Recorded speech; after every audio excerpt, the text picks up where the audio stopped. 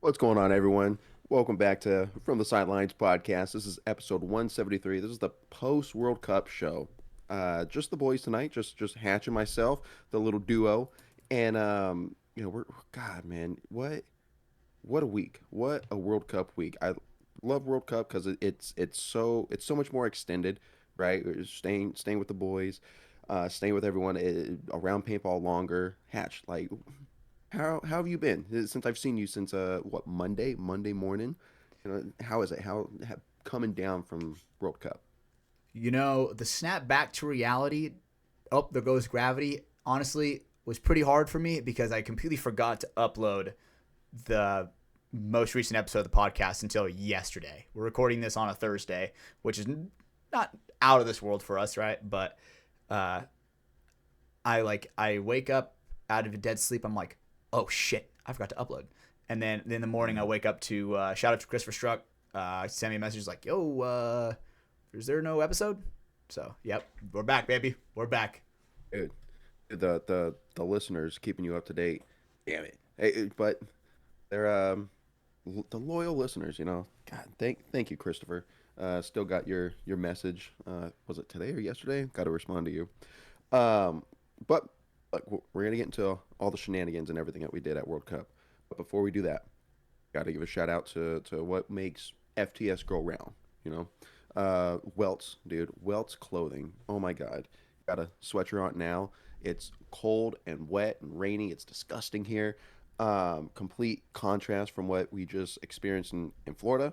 We'll get to that. But Welts clothing, dude, go to wetsclothing.com, grab a sweatshirt, grab a hat. I got my keep struggling hat. Grab yourself a strap. Oh my God, they still had straps on hand at World Cup. Any undershirts? I love their undershirts, man. They even dropped one or two new designs at World Cup. I was too late to get to their booth one day when they dropped them. They didn't have my size, so hopefully I got to check online, see if they restocked or whatnot online. But man, that tiger striped one, whew, So nice. can't wait, dude. My God. But dude, anyone go check out, see if they dropped their new straps, new undershirts at weltsclothing.com. Throw it all in your cart and use code FTS at checkout. Save yourself 10%. Thank you. And now, dude, next Hormesis paintball, dude. Oh my God, Alex Frazier and everyone there at Hormesis. What a wonderful like vendor there at World Cup, right? I feel every year they outdo themselves every single year. The first year, I think they had just a little booth, right? A tent. It was really nice. It smelled really nice in there. Always had a line. Yep. The following year, they added the DJ, right, in the little pool area with turf down so you could dance. And then last year, they added the pizza, right? The personal pizza Yep. stone oven, dude. And then this year, they had all that plus the 1v1 duel arena. Yeah, oh, dude, Right forgot that there. was a part of it. They also had the Nikki Cuba's Cuban sandwiches, Yes, dude, they're outdoing it year by year. and they also had It a whole art gallery with Clint Riddle's whole like art studio. It was sick. exactly. Yes, they're expanding. They're it's not just Hormesis headbands, attire and everything. They're doing so much more within the paintball community. I love what they represent. They're for the people, and we don't have a code, but damn it, dude, just go check them out. One day. Alex Frazier. One day, maybe we're the first ones. I don't know. Mm. We'll see. Every time you go and order something online, send a message. Send a message. Hey, here from FTS. Let Alex and the crew know. So thank you again for everything you do for us, Hormesis, and Alex. And yeah, now finally, last but not least, is where we call home, Hatch. Capital Edge Paintball Park. Again, you and myself, we train there. We Yep. sharpen our swords there. Not just us, but the whole community there. We're all there to get better. It's a competitive place. Anyone in Northern California or even like Central Valley, like dude, make the trek up to Capital Edge Paintball Park. Find any of us. Find any of the DMG guys. Like we're friendly. We'll talk to you. We'll get points in with you. We'll find a team, whatnot. And um, might be over this weekend, this Saturday, November 22nd, is the 18th anniversary of Capital Edge Paintball Park. We're all going to be out there, the whole team. It's going to be massive games. Only the Patreon members are going to hear this, so sorry, public viewers, public listeners. It's already gonna be gone by the time you listen to this. But any of the Patreon members, if you're local, you're up here in California, come on out, check out, come find myself, Hatch, or even Caden, and tell us the code word that we give you at the end of this episode, and you may get some free, some welts or some free hormesis. Who knows? So stay tuned. Listen. Again, thank you again for everything you do for us, Capital Edge Maple Park. Yeah, it's gonna be exciting, dude. The anniversary. Mr. H, Marky from HK Army. He's gonna be there. He brings so many duffel bags of goodies for the raffle. Oh yeah. I've yet to win anything these past years. I've spent so much money. Damn it. Yeah, and then who? Some pro players are going to be there. Of course, Dave Baines is going to be there. Tyler Panelios should be there. Tyler Harmon's probably going to be there. Yep, the last couple of years, Tyler Harmon and Rainey have been there. Yosh Rao comes every year. Alex Frazier might be there. Dude, it's fun, and they get in a van and you get to shoot them and everything. It's some fun time. I have some friends coming. Hatch, I believe Tegan is going to come out and play. That's going to be a very interesting concept. My girlfriend playing paintball for the very first time. I'm very excited. Right? And I hope she gets blasted. Have you even... I mean, who the hell said that? Have you even, gave her the gun? Has she shot a gun yet? Yes, she has. I've taken her out on the field and been like, oh, shoot that cone. Right? But she's never been shot. Actually, that's not true. Technically, you know how the NXL is with those fucking cattywampus nets. Sometimes a ball will come smoking through. And yeah, she got hit, not gonna lie, through the net. So I guess, I don't know if that counts because it's not in the heat of battle. So I'm gonna say no. She has not been shot. All right. But not with the adrenaline going yet. It's gonna be exciting this weekend for sure. Yeah, you put her when it's the attack and defend in the castle and everything. You go, hey, go in the castle. You'll be fine. Oh, you'll be fine. I'll start outside. Oh, I'm rating it, dude. It's over. I get shot, dude. Let me tell you, I get shot a lot when it's the full push and everybody's like, all right, on me, on 3, go, and then we all start running. That is one of those things where if you don't run, you're a fucking coward. You were a coward. Yeah, what are you doing on my team? We're stabbers over here. Yeah. So exactly, you draw all the guns, so the guys in the back can work up to the fortress and win it. So yeah, again, thank you again for Welts, Hormesis, and Capital Edge Maple Park. Everything that you do for us, make the world go round here at FTS. But so, without further ado, Hatch.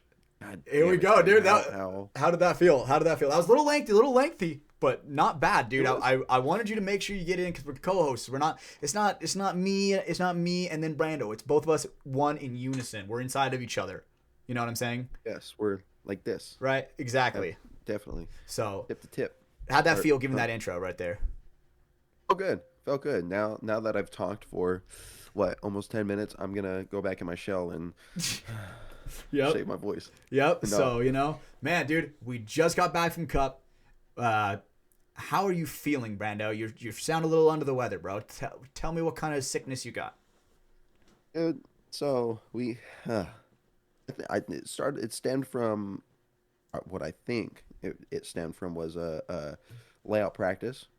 Our own Gavin Day was sick. He deathly ill on Saturday during the layout practice. Didn't practice then. He practiced Sunday, but he was feeling it. Mm-hmm. It did not feel good.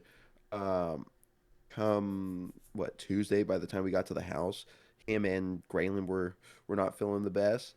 So we're in a house together for almost a whole week. It's whatever. If something's in the house, we're all gonna get it. So come Sunday, mid Sunday, my throat's kind of thing. I'm like, I keep telling myself like, no, no, no. I just it's from yelling. It's from yelling for those 3 days. No, no, no. It's from playing. Yep. Nah, it wasn't from playing, dude. It Got the wasn't from playing. sickness, I'm bro. coughing. I'm like, God damn it, dude. I got it. But by once we landed Tuesday and got home, it was all rainy and overcast and windy here. Oh yeah. Um, it honestly, I didn't feel bad, right? I didn't feel terrible Sunday, Monday, and first part of Tuesday till we landed, and it might honestly be allergies at this point. My eyes are puffy and itchy. Just runny nose. I've had sneezing attacks when I got in the car to leave work today. I sneezed probably 8 times in a row, which usually it's like one, maybe two, and then I'm done. Yeah, I mean, it was bang. It just 8 in a row. My nose is Oh, so allergies for itchy. sure. Yeah, That's rough. it's bad. I finally took some allergy medicine right before this. I've been using Dayquil and cough medicine, but it doesn't seem to help too much. But hey, we're pushing through. It's fine. We're I here, got my baby. We're Kleenex. I here. got my coffee. Got my mute button. Boom! It works. We're good. I like that. I Yeah. like that. So, dude, my goodness, man. Let me. Okay, another special shout out we have to do, dude. Okay, day one, Smiley Joe, dude. We had an improv podcast that I'm excited for that to go up to the public. It's going to the public on tomorrow, which is Friday. So I'm very excited for that to go up. I know it was a shorter episode with me and Caden, but that was because obviously we had to pack really quick. We had a lot of stuff to do because we're leaving the next day. We got to tie up loose ends, if you will. So as a little apology for making it so short, we're going to be like, okay, boom, live show. Boom, there you go. So, man, that was fun because we were actually set up like, dude, right in the center of like a breezeway into the divisional pits, kind of. You know? Yes. Yeah. Right. At the is it the center 50 there with or with the Great podcast, by the way. the it is, but because they sell drinks there during Yeah, the while we're 50. playing. Not yeah, the center 50, right, or Yeah, something like that. The the 50, 50, center 50, same whatever it's shit. the 50 is Sponsored it? by the Okay. center 50. Yeah. So the 50, right? They sell drinks there and everything, alcohol. They weren't doing it at the time, but that's where we were set up at the spectators tent at the premier field, and it was perfect. It was bottleneck, Yep. bottleneck. So the only People had to uh, walk past us. had to it's practice. No one else is practicing on the pro field other than the pros playing 3-on-3s. Yep. No one, everyone else has to go past us to go to the practice fields, and there were still vendors past us, so it was perfect. Everyone's looking at everything, and Smiley Joe, it God, um, It was awesome the he fact we that he didn't showed up to ask practice for us. exactly. He came, uh, um, took some pictures, hung out with us, talked with us, and then as we're packing up, we weren't expecting Hatch and I weren't planning on doing a show or anything. And Smiley Joe just, hey, do you guys have time? Like, you guys gonna hang out? Like, we could do a live show. We're like, oh, Hell yeah. are you sure? I'm in. Like, yeah. Yeah, we checked in with the team, like, hey, we're good. We're not gonna leave. All right, cool. We have like an hour and a half, 2 hours. Hell yeah, Caden, come on, let's go do this shit. Dude, it was awesome. The fact that we had so many like surprise guests. We had Matt the Gym Rat, Scott Stewart, ARG Image. We had some of our teammates on. It was just a ton of fun that you don't really get. I mean, obviously we get a good connection on the show right now, but it's through a screen. It's different when it's like we can give everybody a hug, say what's up with everybody, and ask them a little bit more questions because there was a little bit more questions that we had right then and there because they're fresh in our head. We can kind of play off of each other, read body language a little bit more accurately. And man, dude, bro, okay, sorry. Dude, the bunkers. What the fuck are those? The new ones. What is that? Oh shit. Okay. We were Yeah, talking yeah, about yeah, that on yeah. the show. New We were talking bunker about that set. on the show. What the Yep. fuck is that? Yep. Because I saw it prior to the live show. I walked over and I stood next to the new bunker set. Um, you guys had a live reaction of a picture of it, right? And it is Shocking. interesting, shocking, right? It's like, I don't know. It's like an X, It's like a a Phillips plus sign. screwdriver tip, bro. Yeah, it's bigger. It's like mini wedges, but they're slightly bigger than the mini wedges now, and and and it's like an X or a plus sign, however you want to orient it. And the slants are on the outside. Uh, it only could go those two ways. I don't understand if you can't stand it up because it's not even, You think right? you think you could play it like an X? Like not no, not standing up. I don't think so. Hmm. It'd be interesting, but because the slants, right? The slants, it's not gonna let it stand up properly. I don't know. It's beefy too. It was coming up to like my shoulders just Yeah. standing there. It's it's gonna be a big snake bunker.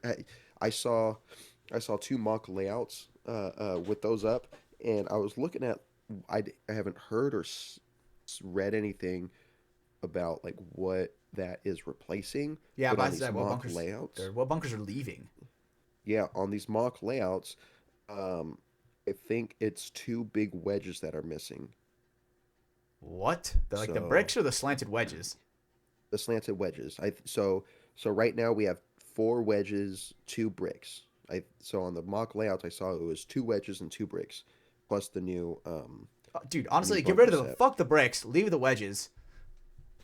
You know, have all the wedges, Mm, no bricks. either or, honestly, like there's just way too many big bunkers.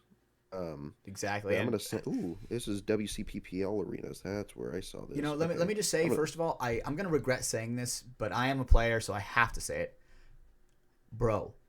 I am going to fucking hide in there. I can already think of like a meme that I'm gonna make, and it's gonna be very funny when I message it to you later, Brando, because you're gonna instantly understand it, because refing that is going to be a son of a bitch.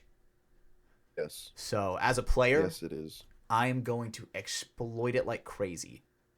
But it's just like if you get shot going in that thing, dude, now you have two little butt cheeks rubbing together where you can like shimmy shake off a hit. Like I feel like there's so many ways how you can hide in there. Yeah, and if it's like in the snake, right? You dive into the snake. It's on the snake side, but you could play like the inside of it where the refs on the outside can't see you at all. But yes, you're gonna be able to hide and it. I don't know. I sent it to you in on Messenger. If you want to take a look at those, it's just a top view. Let me see Um, this. it's yeah, dude. I don't know. Looking at it, it's like there's not much you could do. It's not very modular, you know. Um, I don't know. This layout's, I, I, that's a pretty sick layout. right? Yeah. Oh, That's I sick. definitely want to. I like I that. definitely want to play either of those layouts, but it yeah, I don't know. It's just not as modular as like smaller individual bunkers, but it. I will say it seems better than the big fucking. Take away the big ass bunkers, Yeah, I please. agree. I'm I tired think of those. let me tell you, at least the way that I'm looking at it, that is I'm gonna be gunfighting out of there like a madman. There's so many different spots and slants that you can come out of. Like that Yeah. is going to be a bunker where it's like if that's in a spot where like gunfight central on like the 50 or something, dude, you are going to be able to play it so many different ways.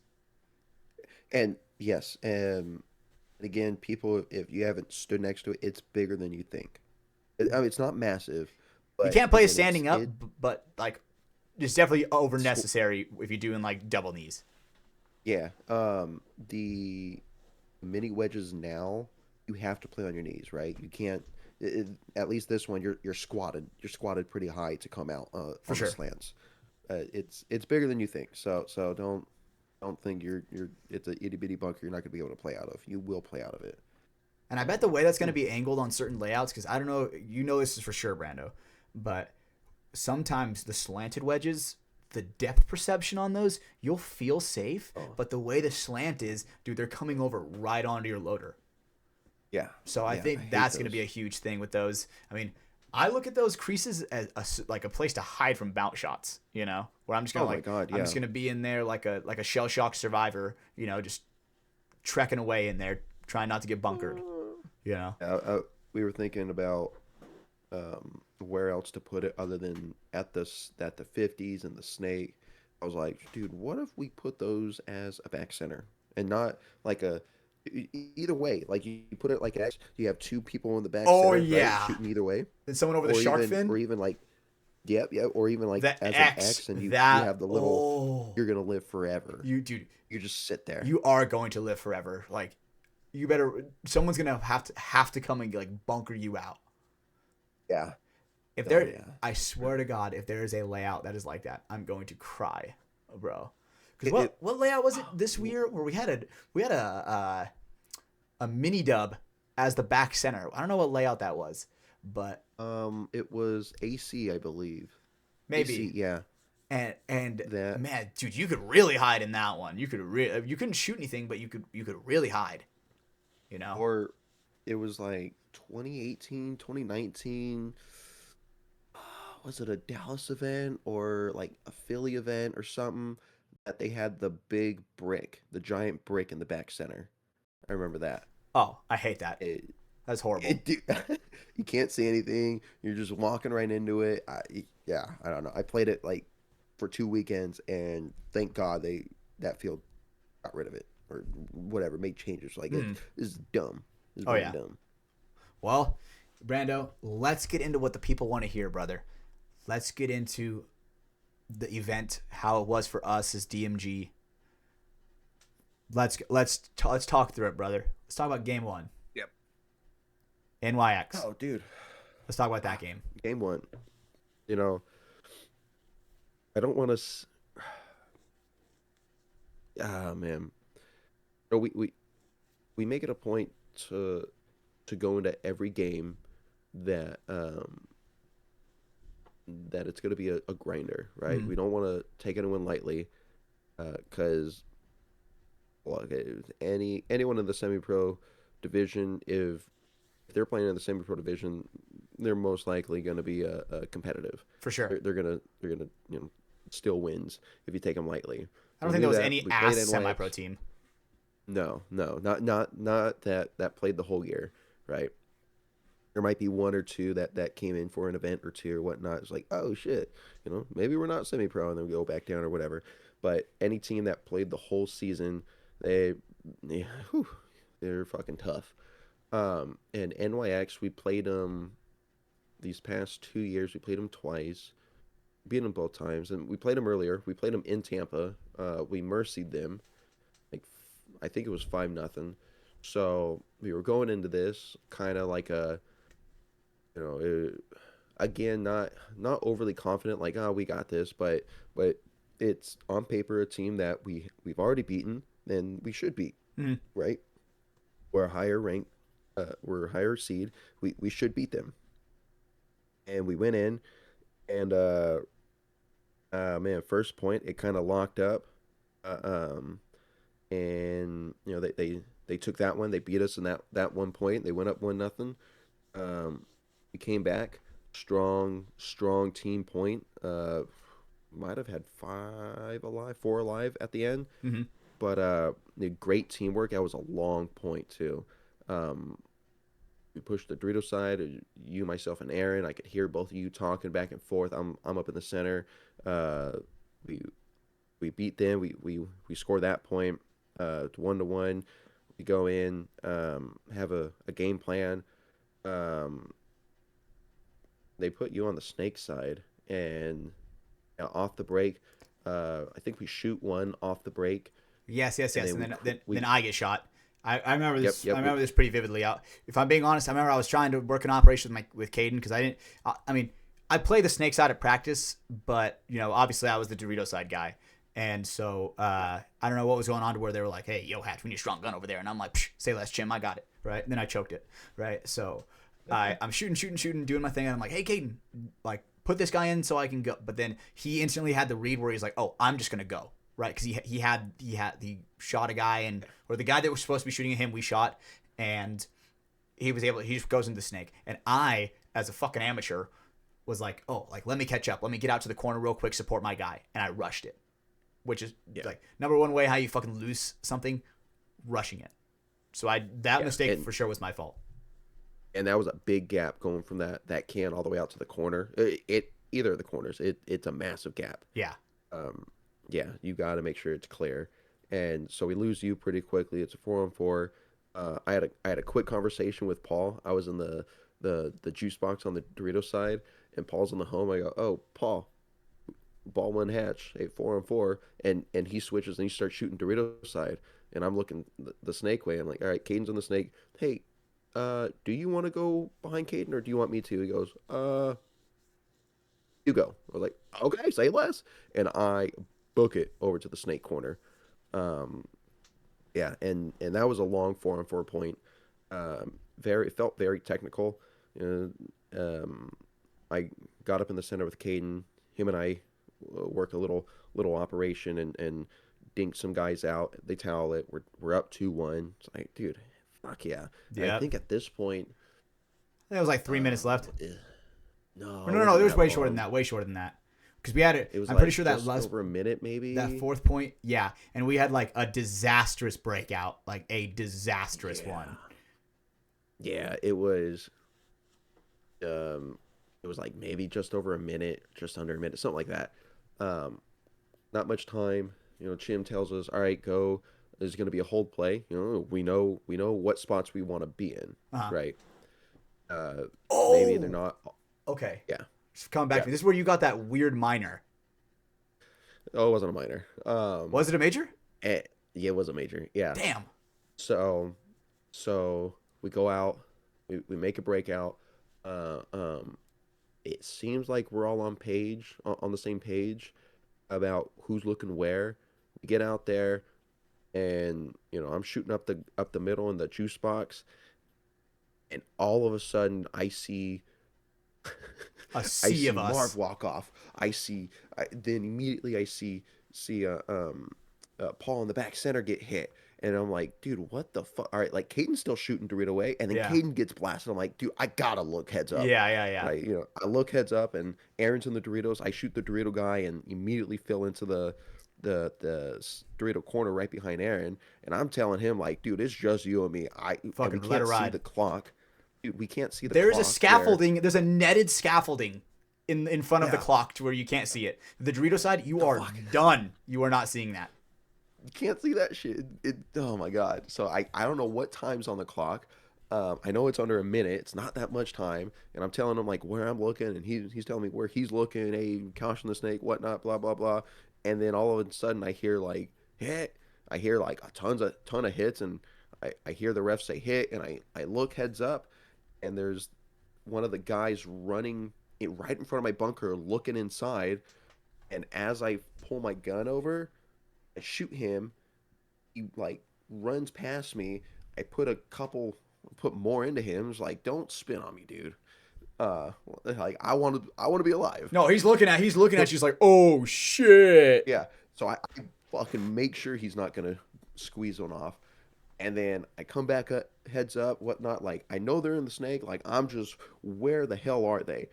And in me like switching back and forth, I hear the ref behind me go, "Oh yeah, yeah, yeah," and my peripheral, I see the Dorito ref come over, and he like, whatever. At that point, I see the hit on my hopper. I look down. I was like, "Fuck."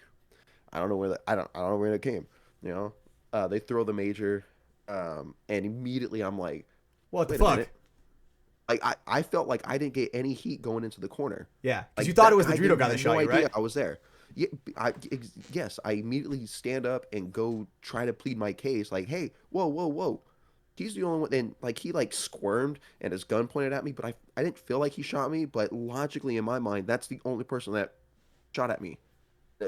No one else was shooting at me For when I sure. made it out to that It's so corner. interesting because when we go to the B&B and we like really like slow mo it down, we're analyzing our gameplay. It was like as you're switching over to shoot him, it like a ghost ball comes in from the snake side right on the tip of the loader, and then you shoot the guy.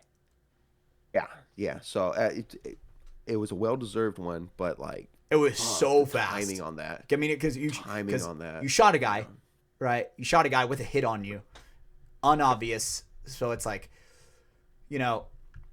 But the one thing I liked about what the refs did is, so they made a major under 60 seconds, swing point, gave him the point. There's 8 seconds left. right? But with the major, Yeah. they were like, we would have had to start down 2 because you were the last guy, Yep. right? So then the ref is like, hey, the head ref is like, hey, if you want, let's burn the 8 seconds, play 5-on-5.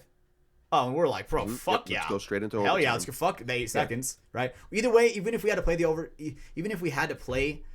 the 8 seconds with 3, I think we still would have been fine going into overtime, right? But it just saved us some breath, honestly. Right? Yeah. And the refs are just looking at us, looking out for us, like time wise. I mean, they have to be there longer. I thought that was a really great way of going about it.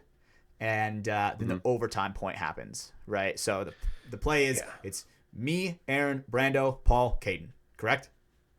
Yeah, that's correct. Yep. We were pushing the Dorito side. Yep. And so were they. They went, I think, Dorito 2 off the break, if I am correct. Dorito 2 or Dorito... I think it was Dorito 2. 3. You know what? You're right. No, it was 3. Yep, I heard you. Right? And I'm like, oh, sweet. Okay. This motherfucker comes out, peeks me, he's fucking dead. Right? And then so I hear Brando, I hear you. You're like, hey, I got it. Go up the middle. And I'm like, psh, say less. I didn't even hesitate. I switch. I look up the middle. The main guy who would be shooting it, like, no one's there. So I fucking sprint. I take off. I dive into one of those center structures, the wedge on the Dorito side. And I'm set up. And I'm set up for maybe like 4 seconds. And I'm like, ooh, sweet. That was hell yeah. That move was clean. Like, good. And then, like, I'm set up for maybe about like 4 seconds. And then the ref just fucking calls me out. And he's like, player, get out. And I'm like, me? Pointing at I'm like, me? Is he talking to me? Because, like, dude, I made that move clean. Like, clean as day. You did. Right? And then the ref's like, if you don't get out right now, I'm going to throw a penalty. And he's reaching for his flag. I'm like, oh, psh, yes, sir. Sir, yes, sir. Yeah. Right? So I'm jumping out of there. And as I'm getting out, the whole fucking sidelines is like, what the hell? Like, where's he hit at? Because I was so confused. I'm like, why? I made the move so good. Spick and span. And I ran back. I ran into the pits. And I'm like, Chim, bro, I am not out. Like, I did not get shot. Like, I swear to God, I did not get shot. And it was so weird. Because I'm watching you the whole. You got to cross my lane. So I'm shooting. I'm like, hey, I got this. You go. You take off. And I'm watching you. Like, all right. Now I stop shooting, so you could cross my lane. Then I start shooting again, and my eyes are watching you, making sure you're not getting hit. Yep. I don't see any paint at all. And you dive in there, it was fucking clean. I'm running the route where I practiced a ton, where I'm like, okay, like if I run this route, I block the guy, I block my mirror out at that is that juice box? That is a juice box, right? Yeah. Okay, yeah, the juice box and the Dorito side juice box. I'm like, block him out, run up the center, dive over, boom, woo, feeling good, Mr. Clean style. And then I just get called out, and I'm like, what the fuck? In overtime. When we were back at the house and we watched it, when he made that move, the camera was behind. The camera is staring at me for the whole point. Nobody was looking Dorito way. They were all looking Snake way when he made that move.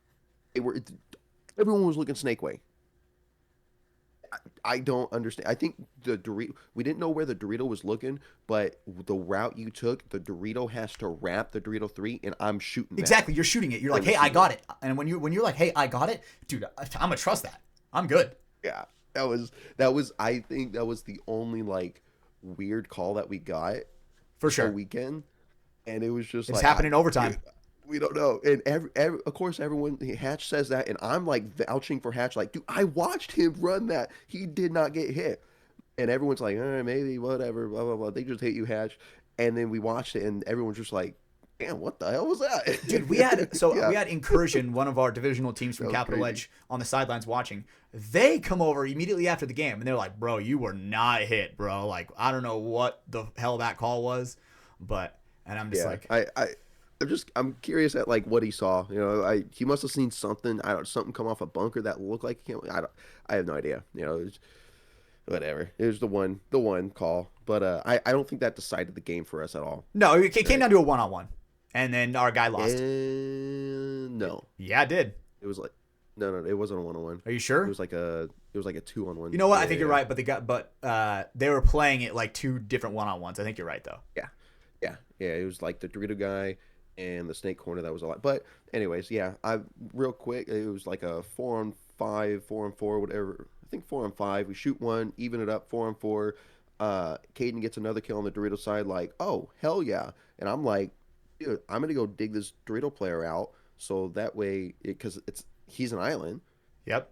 I'm gonna go dig him out, and I thought like either myself or Paul needs to push the center. I Hmm. look back, Paul's doubled up in the snake with Caden, and I was like, okay, maybe they're working something. My gut said to tell Paul to go up the center. But again, I was like, maybe they're working something. That's fine. I'll go push the center. I wish I told him that because he might have been stayed alive. Might have been able to dig out the snake player that we didn't know he was in the W in the center. That insert snake Yeah, W at the 50-yard line. yeah, and I don't if I made my move 5 seconds earlier or 5 seconds later, I would have made that move up the center easily. Maybe seen that guy or dug out the Dorito guy, and Aaron's like all alone on that Dorito side. It's just like what ifs, right? It's just the cog turn, the wheel turning. That snake player just fucking hell of a move, like timing and discipline, right? For sure. Shoots Caden, immediately switches. He didn't get a call that I was going up the center. It was just bang bang timing. It was Yeah, just he he just shoots starts shooting a Caden, gap, and and then you just run right immediately through it. I'm just deer in headlights, The looking whole the other time, way, there's no out lane there. out in the open. Nothing. I checked off the snake, whatnot. Then I immediately switch hands, and Aaron goes, "Hey, Cobra!" And I was like, "Fuck!" And it gets stitched up, and then Yeah, he shoots him immediately. Like, damn it, dude! It was just like, I mean, that snake player won it for him in overtime for for sure. sure. Um, they beat us. They beat us by one in overtime. And kudos to them, right? Sure. Like, absolutely, Yeah. they're a team that was getting fucking shit on for the entire year, so they came out swinging at Cup, and that is where teams Yep. come out and give their absolute best is at World Cup. It does not fucking matter what you played all year, as long like as if you're coming and playing your absolute hardest at World Cup. You know, Yeah, they were another team. They were so disciplined. Watching their games they were so slow but super disciplined. I'll give them credit for that. Mhm. Just incredibly disciplined. They're not running to their deaths, right? So yeah, kudos to them. So we lost that. Then we went into what we were anticipating of being our hardest game, right? Which I think it was. TPP crew who knocked us out in Tampa not only did they in knock us quarters. out, bro, they smoked us. Yes. Every Yeah, point was yeah, close, but the score showed that they smoked us 5-0. So I'm going off what the score says, yeah, yeah, yeah, yeah. right? Definitely. Yeah. And they won Tampa with that recipe that they Yes. had. Yeah. Yeah. They're a good team. Watching them play and everything, like they're a good damn team. Yeah, I Like love those guys. Those guys are all really stand-up guys and all really nice human beings. I really like the every TPP guys. yeah, every time we see him in the pit, like saying hi to him, like hey, I mean, they call you Poppy. I'm like, oh, man, you got me feeling some type of way. Yep, Damn. I'm in. Um, but writing something down. So yeah, we knew it was going to be a tough game. I think we were able to watch one of their games right before we played it. Yeah. Um, so that was nice. Had an idea, but then they also watched our game. Uh, so yeah, Hatch, what were your thoughts going into that game, and if you want to break that down for us? Absolutely. I have my own set opinion on this, right? And obviously, I'm biased because I'm myself. But so for that game, I did not get the start. I did not play the first 2 points, and we go down 0-2. Right? They beat us to where like they're not super long points, but they're long-ish points. They're like 3 minutes apiece. So we go down 0-2 with Yeah. 8 minutes left. I think it was like 8 minutes and like 1 second left on the clock, if I am correct. And I look at the clock and I'm like, oh, dude, boys, we got this, right? And I'm being the best teammate that I possibly can. I'm making sure everybody's pack is loaded because if I don't get the start and I'm not playing, I'm gonna be the best fucking teammate there is, filling pods, putting pods Yep. on people's back, making sure everybody gets water. And then Chim is like, all right, Hatch, dig us out of the fucking hole. Like I believe in you. And I was like, fuck yeah, Chim. And when I hear that from my coach, dude, that I'm on cloud nine. I'm like, man, Mm-hmm. like what I say sometimes where some people crack under the weight of the team on their shoulders, that I embrace that. That is something that when I play my absolute best at, and he's like, Hatch, go get us out of this hole. And so sure as Yeah, shit, you thrive in pressure. yep, I thrive in game pressure. So I go out there and we have two really good points, and we win. We tie the game up. And if I am correct, there's 47 seconds left. Yeah. 47 seconds left. And I remember, so I am going to this to the temple on the Dorito side. I'm booking it as fast as I can, right? I book it. Actually, I'm trying to recall if I was running and gunning to the juice box or to the this Aztec. I'm trying to recall, but it's not fresh in my head enough. But whatever. I think you went out wide. I think you went out wider instead of the juice box. Because you were the only one over there. I think so as well, right? So I dive in, I put my guy in heads up, and I'm like, oh, dude, like I got my guy in. He's playing defense because like they're playing for overtime. We're tied 2-2. So I'm like, yep. I go up over the top. So at this point, I'm playing turret mode. I'm seeing over the Aztec. I can see the entire field. I see a miner go up on the snake side. I'm like, Paul, they got a miner. We gotta go. Right? And because at this point, we probably played for like 10 seconds. So at this point, there's 37 seconds left, breaking down in my head. I'm like, okay, sweet. I dive down, I get into the Doritos, I crawl to the Dorito 2. I look on the inside, I see Paul. I'm like, Paul, they got a miner. Right? We push. He gets to the wedge on the Dorito side. I'm like, okay, I'm going to cause chaos to where my teammate can just capitalize off that. I just run low, fast, and I just start fucking running down the Dorito side. I shoot their tempo guy, and then boom, here we go. Team's fucking coming in, crashing in, hits the buzzer with like maybe like 6 seconds, 7 seconds left. You know what I'm saying? And we end up winning that game against TPP. Mm-hmm. Right? Yeah. So and that 45-second point, dude, how many times did we practice a 45-second point at practice during that layout? Bro, oh my God. Thank you for saying this, because we practiced 45-second points probably for like 15 points in a row. Oh, yeah, back to back. And switching up personnel, right? Yes. We're trying to figure out how to stop it, plus how to break it open, right? We're against each other, and it's just over and over and over until Chim's like, all right, we're good. That's it. That's the play. Yep. He's like, you know what to do. When you get to this point, you go X, Y, Z, right? And thank God that they didn't make it easy for us, but getting a penalty in that moment, bro, that is a rough penalty. Been there, done that. That is a rough penalty. Yeah. Right. Yeah, it was I ran out to the can on the snake side. I wrapped real quick. I don't know if I put it on him or if Marv put it on him, but one of us shot their center player, and then immediately Marv or Paul shoots their home player. Yeah. So their home player walks off, the miner goes up, the center player is dead, and then they pull the snake corner out. So yeah, I mean 3 bodies walk off fucking like that. It was beautiful. And then off to the races. We couldn't see the time. Plus, I felt my internal clock was screaming like, dude, it's fucking close. Like, you gotta go. Yes. It felt longer than 45. When I hit the buzzer, it was like 8 seconds left or whatever, right? Look up, I was like, fuck, there's enough time. My bad. But my internal clock was screaming, you gotta fucking go. I was telling Gavin in front of me, dude, let's fucking go. And as we're putting paint on the last 2 guys, and he wasn't going fast enough, so you jumped that shit. Yep, absolutely. Yeah. And this is a very interesting moment from that game that my girlfriend was texting me about it today, because obviously I brought my girlfriend to the event. She is like, sees us down being 0-2, and she's like, hey, like, go get him. You know what I'm saying? Like the way that Aaron said it to Cyrus Garinger that one day, go get him. Right. And I'm like foaming at the mouth, go get him. Right. So we go and we tie it up. And I remember looking through the net, seeing her, and she's like, she has her hands up cheering. Dude, let me tell you, I had a stat boost. No wonder we won that fucking game. Right. So that was just one of those where I felt so good because, I felt a little bit lighter on my feet because I had, my people there in that sensation, because I mean, actually at that, I don't think Michelle was there that day yet. Right. Not yet. Right. So. You didn't get that stat boost. Sucks to be you, buddy. But yeah, that was just one of the moments from the weekend where like I remember like pointing to her through the net, and she was like cheering. And it was just a great moment for me personally. And yeah, that then we We come back and we win. We beat TPP, the Tampa champs. Yeah, yeah, it felt good. It was like revenge. Yep. Damn it, hell yeah.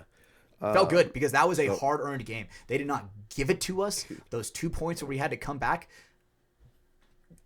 Dude, statistics show if you go down 2, you're like your chances of coming back and winning that game are so minuscule compared to what they were. yeah, especially the higher up you go, right? Definitely the these higher up you teams go. can lock it down. This layout was slower than we thought it was going to be. We thought it was just going to crash and burn. Thought it was going to be we were practicing like it was a fast layout. Then we get there and it's like teams find a way to slow it down, and because you can't see very much, and it's not much guessing, right? We knew the spots to the key spots to go while we were practicing, so we can kind of guess where they were. But at the tournament, they're not giving us anything, right? They're a lot more disciplined, slower. It's like, all right, let's find these bodies. So it's a slower game. Those points were definitely long. But end of day one, 1-on-1. Going into the next day, went back, watched some videos on the teams, scouted their games. Got there, we played Virginia Vendetta, Yep. right? We played them. You guys played them AC, I believe, and lost in overtime or like Something came like down that. to So I yes, yeah, I remember that and I was like, bro, those guys are never gonna that shit is never gonna fucking happen again because like the way that they beat us was so not us, right? They didn't beat us like legitimately. We beat ourselves, and so I was like, fuck that shit. I'm coming out with a fire under my ass, right? Because then at that point, Chim's like, hey, you got the start again. Go get it. So, dude, you know me. I'm going out there trying to get some motherfucking scalps. So, yep, the first point, I am like blitzing down the Dorito side. And honestly, like, if you guys are watching the HK Army live stream, let me just say, there were times where I didn't even have to shoot that much. There were like my gun was just getting kills. yeah, Right. Like, yeah. It was we knew their game plan, right? for sure, we scouted them we knew very, their very game well. plan. Completely predictable. We knew their game plan, what they wanted to do, their tendencies, and so we knew what we wanted to do and how to Counter go what they about it. wanted. And yeah, playing at our pace. Yes, they right? could not play the paintball that they wanted because we were dictating that pace. Yes, it definitely. We were able to key up on anyone off the break and put 2 or 3 guns on someone and damn near guarantee a kill. So yeah, it was good. That one felt good. We won 5-0. Yep. Right. Yeah. Um. Yep. Going after that, we knew we were playing Denver Altitude, who I love on those paper guys. they're good. Yeah, good guys. We've played them a couple times these past couple years, whether they were Altitude or Blitz, and they were not doing so good. By the time we got to them, they were 0-3, right? And they were out. We were if we won, we were in. Simple as that. If we win, we're moving on to Sunday. If we lost, it's a numbers game. So, so we knew that, and we knew that an 0-3 team like that's a good um, um, uh, experienced team. Yeah, they're not shitters. That is a good They experienced are team. they are dangerous. They have nothing to lose, but they have the capability to go out and fucking win, right? Yes, So, and we knew that that's something that was said in the huddle with us for sure. that they're a dangerous team. And they're one of those teams where it seems like depends on like what day you get them. If you get them on a bad day, you're gonna fucking smack them. If you get them on their good day, it's gonna be an incredibly hard game to where if you make a single mistake, they are going to win. Yes, yeah. Again, they're experienced. It's not like they're a D4 or D3 team coming up for the first time. Like they've been in the semi-pro division for several years. Long time. So, we go out and it's, dude, this is a fucking, what is it? A 12 minute point. 5-on-5? 12 and a half minute point. 5-on-5. a 12-minute 5-on-5. Our game time's 15 minutes. Mhm. A 12-minute 5-on-5 point.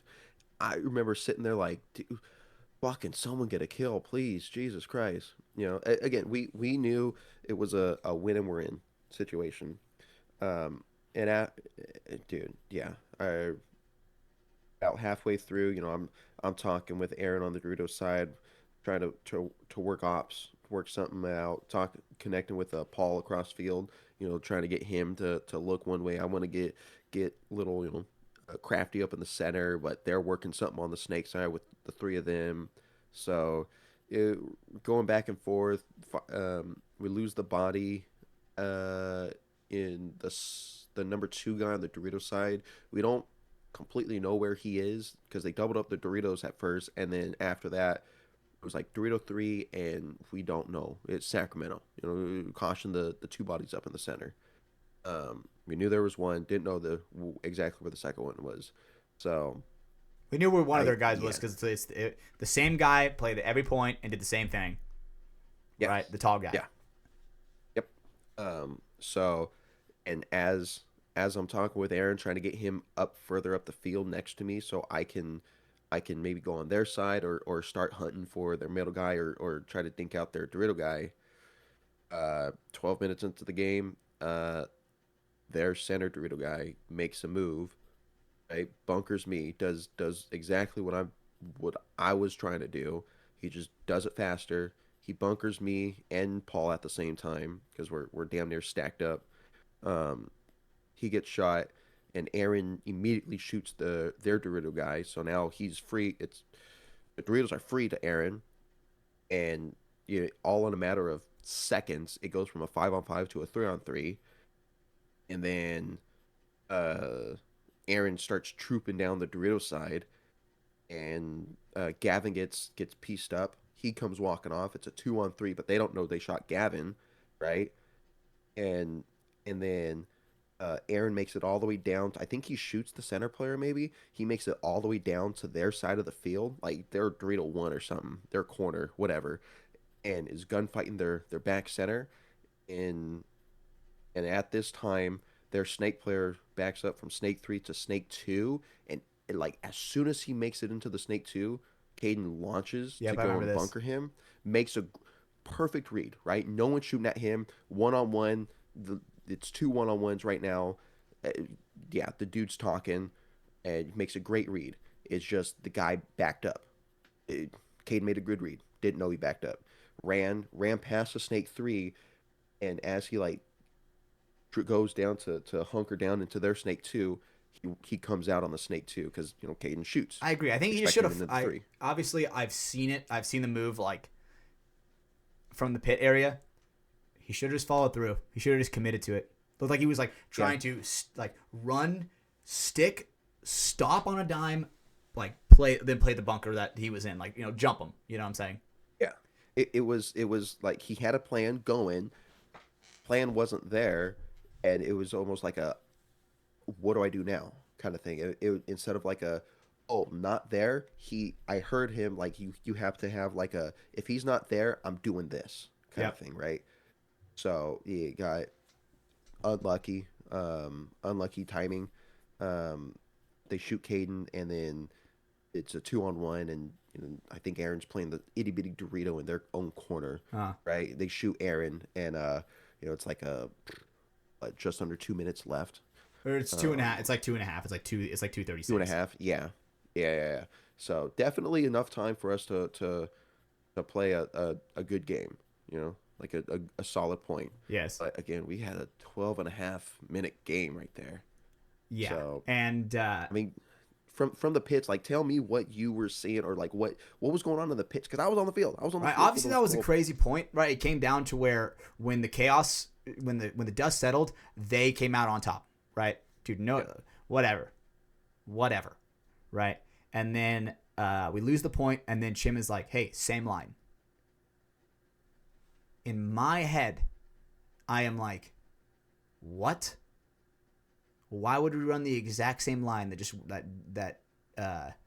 just lost that point?" Um, in my this is obviously my opinion, and I talked to our coach about it. I was like, dude, for the speed point, why would I not go in on the Dorito side, right? We got to win, you know? And Yeah. it's like when it comes to aggression, it's like I was like, I've been playing that spot for aggression, you know? Mhm. And it's like, I was like, man, why am I not going? Like, why am I not getting put in? If I'm being honest, I was upset. I was pissed, right? Selfishly, Yeah. selfishly. Obviously, I have the mindset of like, we are going to win this. I truly believe, but it came up in my head where I'm like, man, fuck, like, I was like, man, I feel like I should be out there. Yeah, And it's weird, right? Hindsight's 2020. I think if we knew that was going to be our last point, you go with experience. You put you and Marvin, but 2.5 right? minutes, that dude, that is the fucking last point. You know, when you just had a 12 minute, that is the last So point. it I think also it was at at halfway through those 12 minutes, it turned from us trying to play to win to Playing to not lose. us playing not to lose. Yes, Yes. And it was just because it was such a long point, everybody mattered. for sure. It was a must-win game for us, and the longer that 1 point went, it was more and more pressure, and no one wanted to make the mistake, Mm-hmm. right?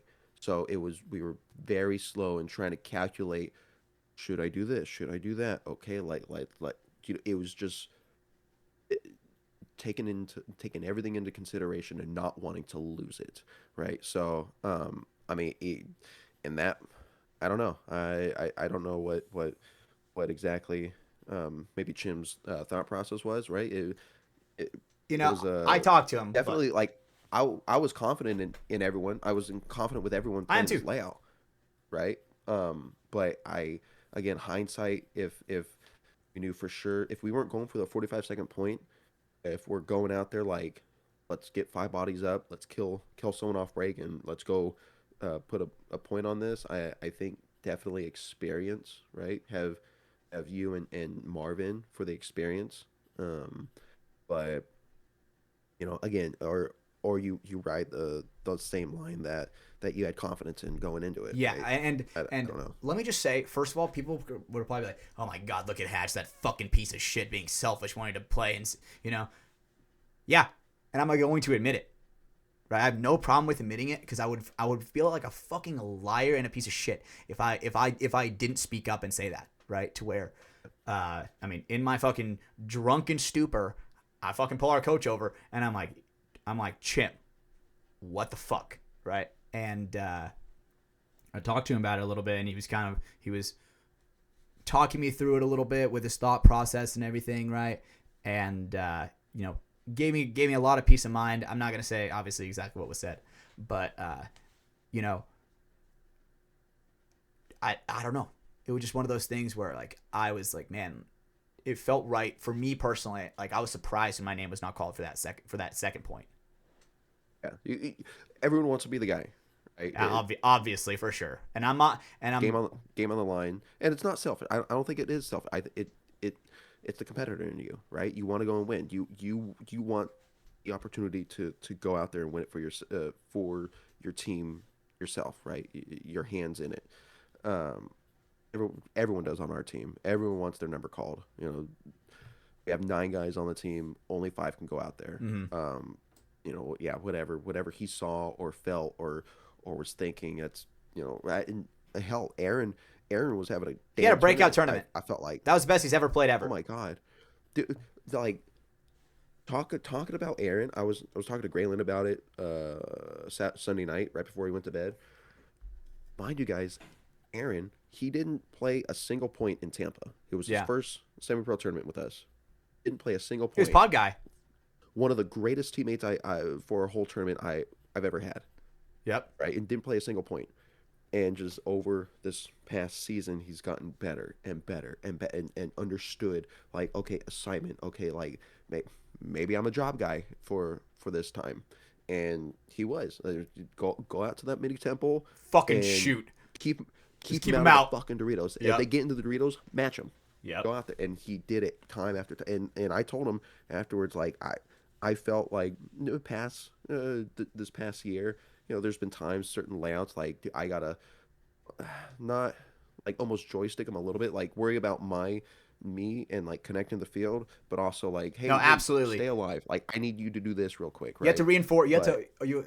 He wasn't experienced enough to where you have to reinforce him from not making a fucking bonehead mistake, yeah, right? and Especially in a and now tournament. like yeah, and I told him like, dude, this layout, this tournament, the end of the year, like I had full confidence in you. I fully had trusted that whatever your call and your reads were, I'm sticking to it. Like I'm trusting you with that because the way he was playing, it was like dude, I played heads up against him Mm-hmm. during it, and he's shooting me out and just like making a good. Fuck yeah, dude, hell yeah, and he breakout tournament, right? That's what you want as Um, a in a teammate, and to be a teammate is you always want to make sure you're pushing everybody to their absolute past their limits. You know, yeah, because you don't want. What is the fucking quote where it's like comfort is the fucking is the rapist of progress or some shit like that, something like that. You know. yep. Get it on the throw pillow. Yep, same thing, right? But that was one of those things where I mean, obviously Aaron is that guy where he's not good. He just like us doesn't want to suck forever, right? To where he's like, man, fuck this shit, right? I'm tired of getting fucking bunkered by Hatch and Paul and Brando and all the elite members of the team. To where he's like, I want to be that fucking guy. Yeah, And absolutely, he earned his stripes this weekend on the team, right? And now it's like, I mean, that's a big wake up call for me because I'm like, I fucking hate that feeling. I hate that feeling of like I want to be out there like with the team, right? And obviously I'm a yeah, competitor and I have to compete for my spot, which I have no problem doing. So I'm very excited for next season. I'm incredibly excited because it that one tournament got him more experience than the entire season. oh yeah, yes, definitely. Um, dude, yeah, good shit, Aaron. God damn it, Yeah, this dude, whole season. I'm very very proud of him. But I mean, fuck, dude. Now that the tournament's kind of over, let's talk about all the good shit, the fun shit. Or real quick, like let's cap it off, right? Yep, yep. Sorry. It Go was a ahead. 2.5 minutes. Went out there. Uh, we made it clear, the five of us on the box, like, hey, at 60 seconds, if we're not pushing, we have to make something happen. Yeah. We have to. Down our swords. Um, and that's what we did. They went out. They locked it up. I think we lost someone off break or no, it was fairly. We lost someone shortly after the breakout, I think. Um, and then I pushed up the center and um, I got greedy. I wrapped on the back center. The back center wasn't shooting our way. It was the can on the snake side. I should have just hit the deck and crawled, but I was like, dude, it was less than 60 seconds. I made that move when I saw the 60-second mark. Gotcha. I was like, I got to make something happen. Yep. And Aaron, it's the can on the cross that was keeping Aaron from going up. So I was like, let me shoot him, and then Aaron has free range. He must have seen me top of my head or some shit. I don't know. Or I just maybe came into his paint, whatever. Didn't even get a chance to shoot him. His paint was already there. Um, I came out, but it did allow Aaron to move up. So thankfully, he played off of that. Um, yeah, and I mean, whatever. They absorbed our little last minute push. Again, they're a dangerous team. They're a good team. Fuck, we haven't been able to beat them yet. Damn it. Yeah. So and numbers didn't fall in our favor, so we missed the cut by like two spots. Yeah, our World Cup was cut short on Friday. Yep. So unfortunately, that is what ended up happening. I mean, bro, all I'm saying is we didn't get any fucking Chipotle in Florida. That's why we lost to NYX. I'm fucking pissed. We didn't get any fucking Chipotle, bro. Didn't. We There was always get fucking Chipotle nothing after else. practice. We need to get fucking Chipotle. um, dude, those food trucks were good though. Oh yeah, they were. But really quick, I also wanted to point out, point out, that the tournaments after each tournament, we have a like a list of like shit. We made these small mistakes or penalties were an issue. Blah blah blah. We lost. We were losing off the break. Survivability was an issue. Nothing like that. I felt our shots off the break. We won most of the breakouts. I think we got shot twice off the break only, and once Aaron got a bad start, he had to back up and tag up and got shot. And then I'm gonna count your penalty off the break because we don't know when you got shot, right? Yeah, oh yeah. Of You're right. whether you Okay, I got do remember that, dude. I was like, I fucking go in off the break, and all of a sudden, a fucking ref is coming and grabbing me, throwing a penalty, and I'm like, what the fuck? And then, uh, yeah. and then like I'm like, no joke, I'm turning my pack basically all the way around because I'm like, bro, what? And it was like it was one of those balls where it hit and left nothing because like it was like a single dot of paint. And I'm like, damn, Itty bitty. like they shot me, right? They shot me. But I was like, man, does that Yeah. really fucking penalty? But I was like, it is what it is. The ref saw it the way it is. I'm not gonna judge the ref for that. Yeah. Right. Thankfully, we did win that point. No. Fuck no, we didn't. Now we lost that one. We did lose that one. Damn it. But yeah, I'm gonna count that as off the break because we just don't know when you got hit. Uh-huh. So yeah, we lost 2 bodies off the break the whole tournament, right? So we won most breakouts if we shot someone off break. I think the only high body situation we lost was the overtime NYX game. Uh-huh. We were up by it was a 4-on-3. That was the only high body situation we lost. Uh, we only had 2 penalties, and they were just deserved, but it wasn't like I don't know. Yours was so bang bang that it's just like, it's like fuck, man. It just timing. Yeah. I mean, that's just timing, right? If I just switched with my gun down, maybe I wouldn't get hit, right? Instead of And it's going so much up, different because whatever. it's like it's a part. It's not necessarily a part of you. It's not like it's your mask or anything. It's like the part that is the Dude, it was the farthest off tip. your body. It was the tip of my loader. Yes. Damn it. Right. And I'm like, holy Um, fuck, that one was rough. Yeah. So that communication could have been better. It was just hard getting it connected when we lost. When we pushed up the center, For sure. I remember right? there was a point where you On and both I were like, sides. we were like, yo, you and me were next to each other. And you're like, yo, are they alive over there? And I'm like leaning back as far as I possibly can. And I'm like, Paul, Brando, I'm not hearing anything, brother. Right. Yeah. Dude. So, Oh my god. but they were alive. Oh, They were just having their own little private conversation on the snake side where we just couldn't connect. yeah. And we ended up losing that point because we just couldn't connect it. You know what probably didn't help with that was the big hill in the center of our field, Valid. of the premier field.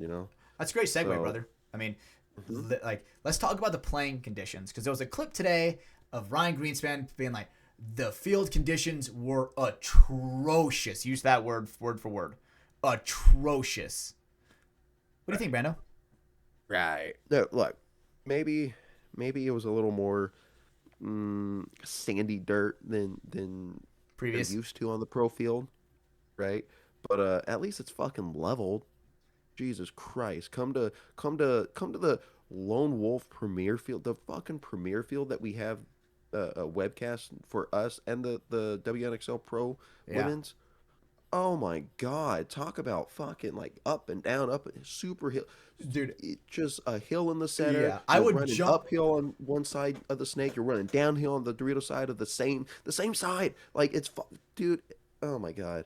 But that, I mean, what that compared to the divisional fields? We played on Bro. the divisional fields. What shit? Like, if you want to talk about atrocious playing fields, go play at a divisional field. Oh, he was spoiled, bro. And like, because I get it, right? I get it. We did not. It was not the best playing conditions. It was not lush grass, right? I mean, I remember, dude. There were points to where I'm diving head first into a 40-degree incline. God. And that shit was rough, but you make do with it, and it is what it is. But man, like when I was getting in tune with the divisionals, right? Man, some of those fields were fucked, like so bad. Like there was one where our D4 team Incursion was playing, and I'm like kind of like walking it before people, because we showed up a little bit early to help them out. I'm walking the field, and I'm kind of like helping their guys out. Bro, there was a divot. Or not a divot, sorry. There was a hill that was so tall. I myself was able to flat-footedly stand up and see over the center of the tallest brick. That should never be possible. That has never been possible on level ground. Right? So, That's crazy. I mean, the shortest people were able to shoot over the brick. So God. the conditions And were. I mean, it's not the Dust Bowl. The Dust Bowl 20. What was that? 2022. 21. 21. The 21 Dust Bowl. I think that was actually the worst. Yeah. Right. And I mean, look at Um, Texas. It was last year. Texas last year, bro. They had to cancel the tournament because the pros wouldn't want to play. So it's also like they're so they're kind of spoiled in a way, and I'm not trying to fucking bag on Ryan Greenspan, but it's just like one of those things where it's like, bro, like the divisionals had to suffer through it, which is hard because not only did they have to suffer through it, they don't have the sponsorships like pro teams do, where it's like, oh man, like my gun is flooded out, I need a new one. yeah. Yeah, they're paying for that. They're paying for for that it, experience, right? right? The pros, cool. Like have the luxury and everything. Like we need it, right? I think we need the professional division, right? We want to make it somewhere. Especially for But broadcasting it, right? yeah, but just I mean, complaining about your playing conditions and then but the rest of the fan base or the customers are are Playing having in to the deal with wasteland, much worse. Like dude. I Okay. mean, it's like not calling the kettle black, but it's I don't know. What was the layout? What was the layout where there was the outside snake that was a continuously long beam? What layout was yeah, that? Was that Philly? Atlantic City, Atlantic Atlantic City? City last year. Yeah. Okay, so Oh my God, dude, I I remember know where I you're have going. a photo in my phone that I will find where, dude, on the divisional field, there was actual piles of garbage in the snake. Hmm. People are crawling over Gatorade bottles in the snake. Yes, they were. It was. Oh my God, Chim between points ran out and was picking up trash so that our players aren't crawling into the snake. Michelle was crawling into that snake and came out after that point with a crumpled up Dorito bag inside her hopper, crawling in that garbage. Jeez. Like, I remember talk about practice. Dude, I remember atrocious. practice day. I remember practice day. I slide into a Dorito. I do like one of those hip slides where I put my hand down. Bro, there was a broken bottle on the practice field. It was the Sup Airfield. Broken bottle in the Dorito where it like sliced my glove clean open, and I'm like, thank God that was my fucking hand. So it's like Yeah. playing conditions. Bruh, it's like it's hard for me to not like kind of like say that, because obviously I'm Like a divisional guy myself. I grew up in the divisionals. I know what it's like in the trenches. yeah, It it's was definitely rough this weekend. for sure. It's of course I think if it's not up to standards or whatnot, like something should be said, but there's gonna be much worse fields than that pro field. That pro field's gonna be the top of the top conditions that they have there, and then it trickles down from there. Maybe the HK field that we played on was much better than the Premier field, and but the Premier field might have been much better than any other For divisional sure. fields, Dude, I right? don't know if you remember, at the box, there was like a 1 inch curb off the box going into the back center to where, dude, if you're dragging Oh, toes, you're tripping and falling on your face. yes. Yeah. Yeah, there was one side also. I told Chim like, you know, a home side, I can't shoot this shot off the break on the home if we're starting on the home side. But the visitor side, oh, I got it all day. Like it's just the elevation's just so different. I mean, you're gonna get that on the pro field as well. Just it's not gonna be as severe. It's not. I don't know. I thought it was ridiculous. Something should be said, of course, if it's truly atrocious. But And also, like with that clip, like with what Alex Frazier said, I agree with what he said. Bro, atrocious is a word where it's like unplayable. Where it's like okay, like the Texas conditions where they had to postpone the tournament to the next one, that is atrocious.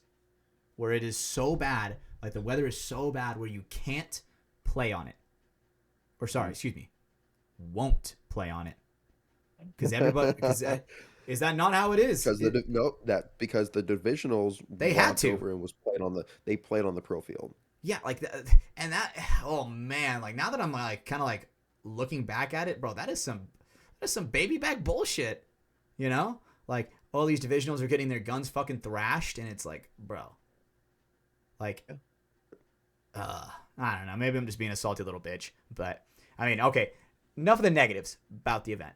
Because honestly, I can't really think of any other negatives besides our performance and the field conditions. I can't even think of a single negative. What about you, Brando? Besides that. I got a sneeze coming on. I'm sorry. No, you're good because the World Cup was that good. It was like it was fantastic. Else, I mean, again, it's playing conditions that isn't new to us, right? We knew going into it as soon as we saw it, I was like, fuck, it's the same thing last year.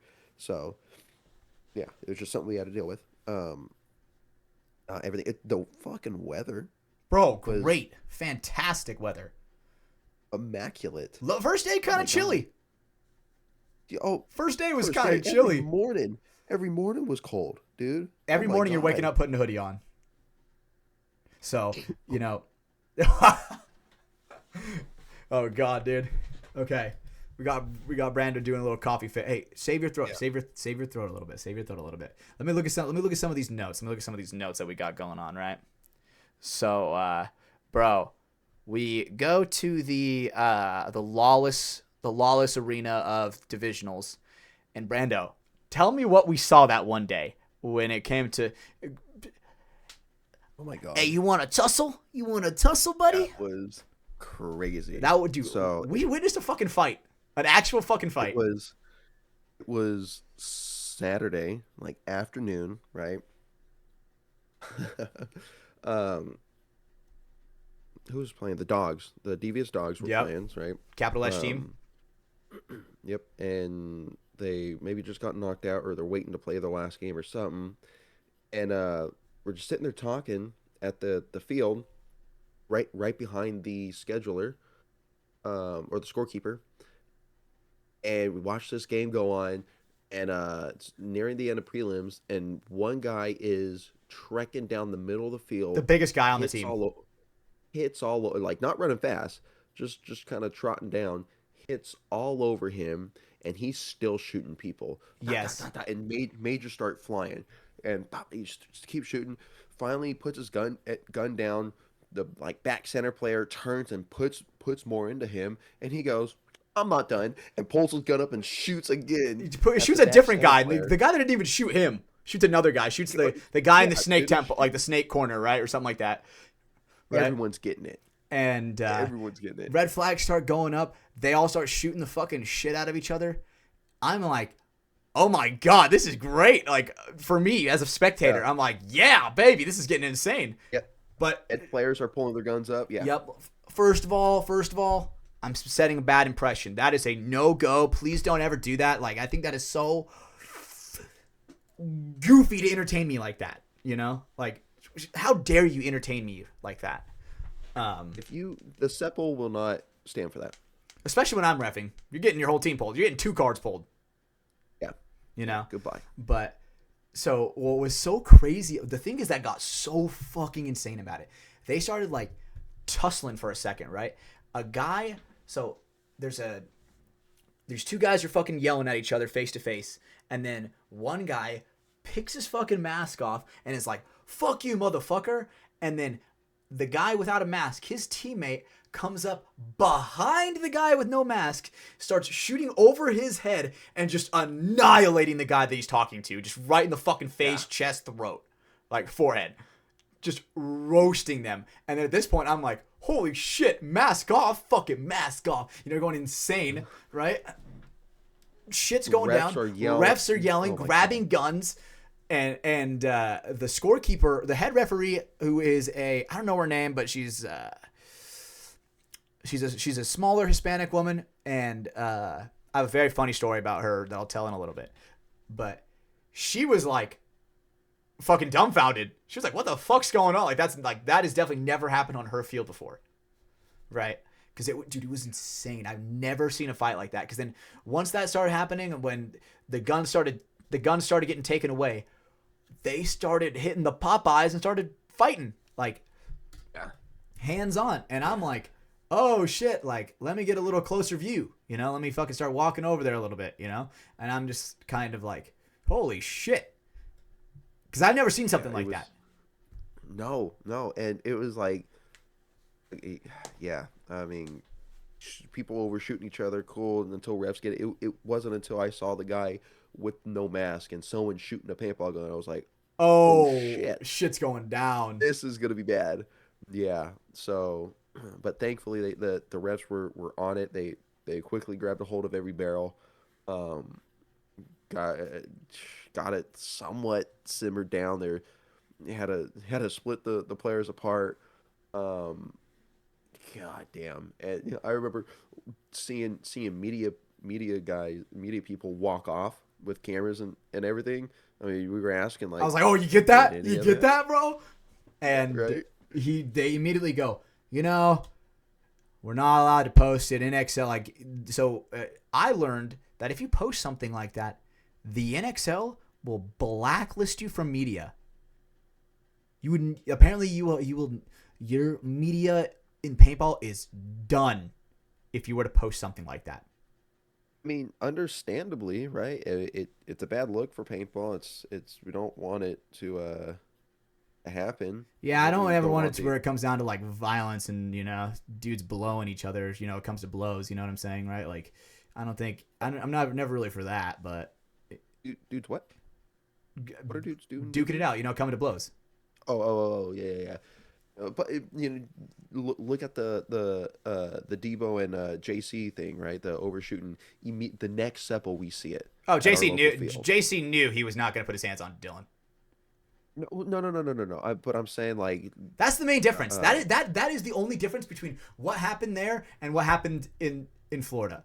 It's because fucking mask flew off and it came to blows. The other one was yes, Dylan just fucking made JC submit. That was it. yeah, yeah, That was it. um, yeah. But you just definitely don't want to see anything like that. I don't think there's anything At wrong our with a local little bit of fields. a little bit of like a shootout. I mean, I posted that video on my story where it was like Rainey and Keith kind of like bunkering the shit out of each other, right?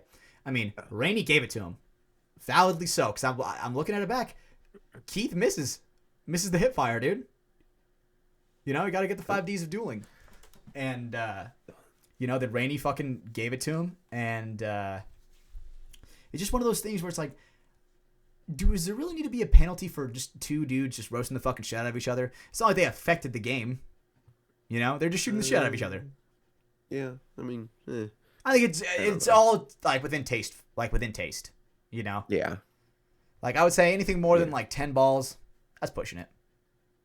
I mean, if someone submits, like it's over, right? Oh, Keep, valid. don't lay it on, right? Yeah, for sure. Right. So I mean, if they're both shooting, It should be like an etiquette thing, right? you I guys remember, heard it- I heard it remember when first. me and JT from Pink, we jousted, and it was one of those things Yep. where we were shooting the fucking shit out of each other until I was like, all right, I can tell he's in pain, So And you both were like, "I'm good. Are you good? You're yeah, good? we I'm good." hugged it Yeah. out after, right? Yeah. It's one of those things where who gives a fucking shit? It's paintball. Like if you're so angry to where I mean, this is also my opinion. If you're so angry at paintball to where you're gonna try to like beat him up and like shoot someone in the fucking eyes over it, dude, you're a fucking little bitch. Yeah. You shouldn't be playing any kind of sport. You should be in a mental asylum. Hmm. You know? That, yep, that's Hatcher's opinion. Yep. Just get me, dude. Right? And you guys heard it first here. So every time you see Hatch on the field, don't be afraid to just duke it out with him. With the paintball gun. I'm in, dude. I'm in. Every single time. Every single time, dude. We're jousting, and I'm in. Because the thing is man, I swear to God, if I get a penalty for it, bro, nobody else does. I swear to God, But man, dude, like overall though, the weekend was absolutely fantastic. Despite the performance, the fights was awesome, right? But now the season's over, Brando. I'm looking at some of the little tally marks we got here on our little list, dude. Okay, Heat's done. But by the time you posted like team selling, like Heat possibly selling, the clip came out where it's like Heat's gone, Yeah. right? So it's like, what do you think about that? We've heard that, but I haven't seen or heard anything from anyone on Heat. Well, of course they're keeping it hush hush. I mean, I think know, that's valid. but What they brought up was like, oh, maybe they're gonna be the Philly Americans. Yeah. yeah, you got Moorhead and Monville and Chad George and everyone that played with the All Americans before Heat. I could see that. That would be cool to make that come back. I just don't know where the funding would come And that would be from. the stupidest thing ever if they were the same exact team but just rebranded to a new name and just got more funding. What the fuck would even be the point in that? Just bringing back Philly Americans, the All Americans. Just bringing back another brand. That's you know, and maybe they're based out of there because no one's based out of Houston. We'll say that. Mm, So, that makes um, complete financial sense. yeah, but I mean, fucking Blast bought a spot, you know? I I don't know the Houston Heat. When I first heard that, I was like, oh, no way, Sarge is part owner. Why is he gonna get rid No, of a I could see team that. from? At Yeah, no, I mean, since hearing about it, it's like, okay, yeah, no, it's kind of a money pit and hasn't been winning or anything, and just went through a rebuild. But they did good. They did good this last turn, or better than I think most people Yeah, anticipated they during made this it rebuild. to. I mean, they made it to Sunday. They beat who they beat in on Sunday.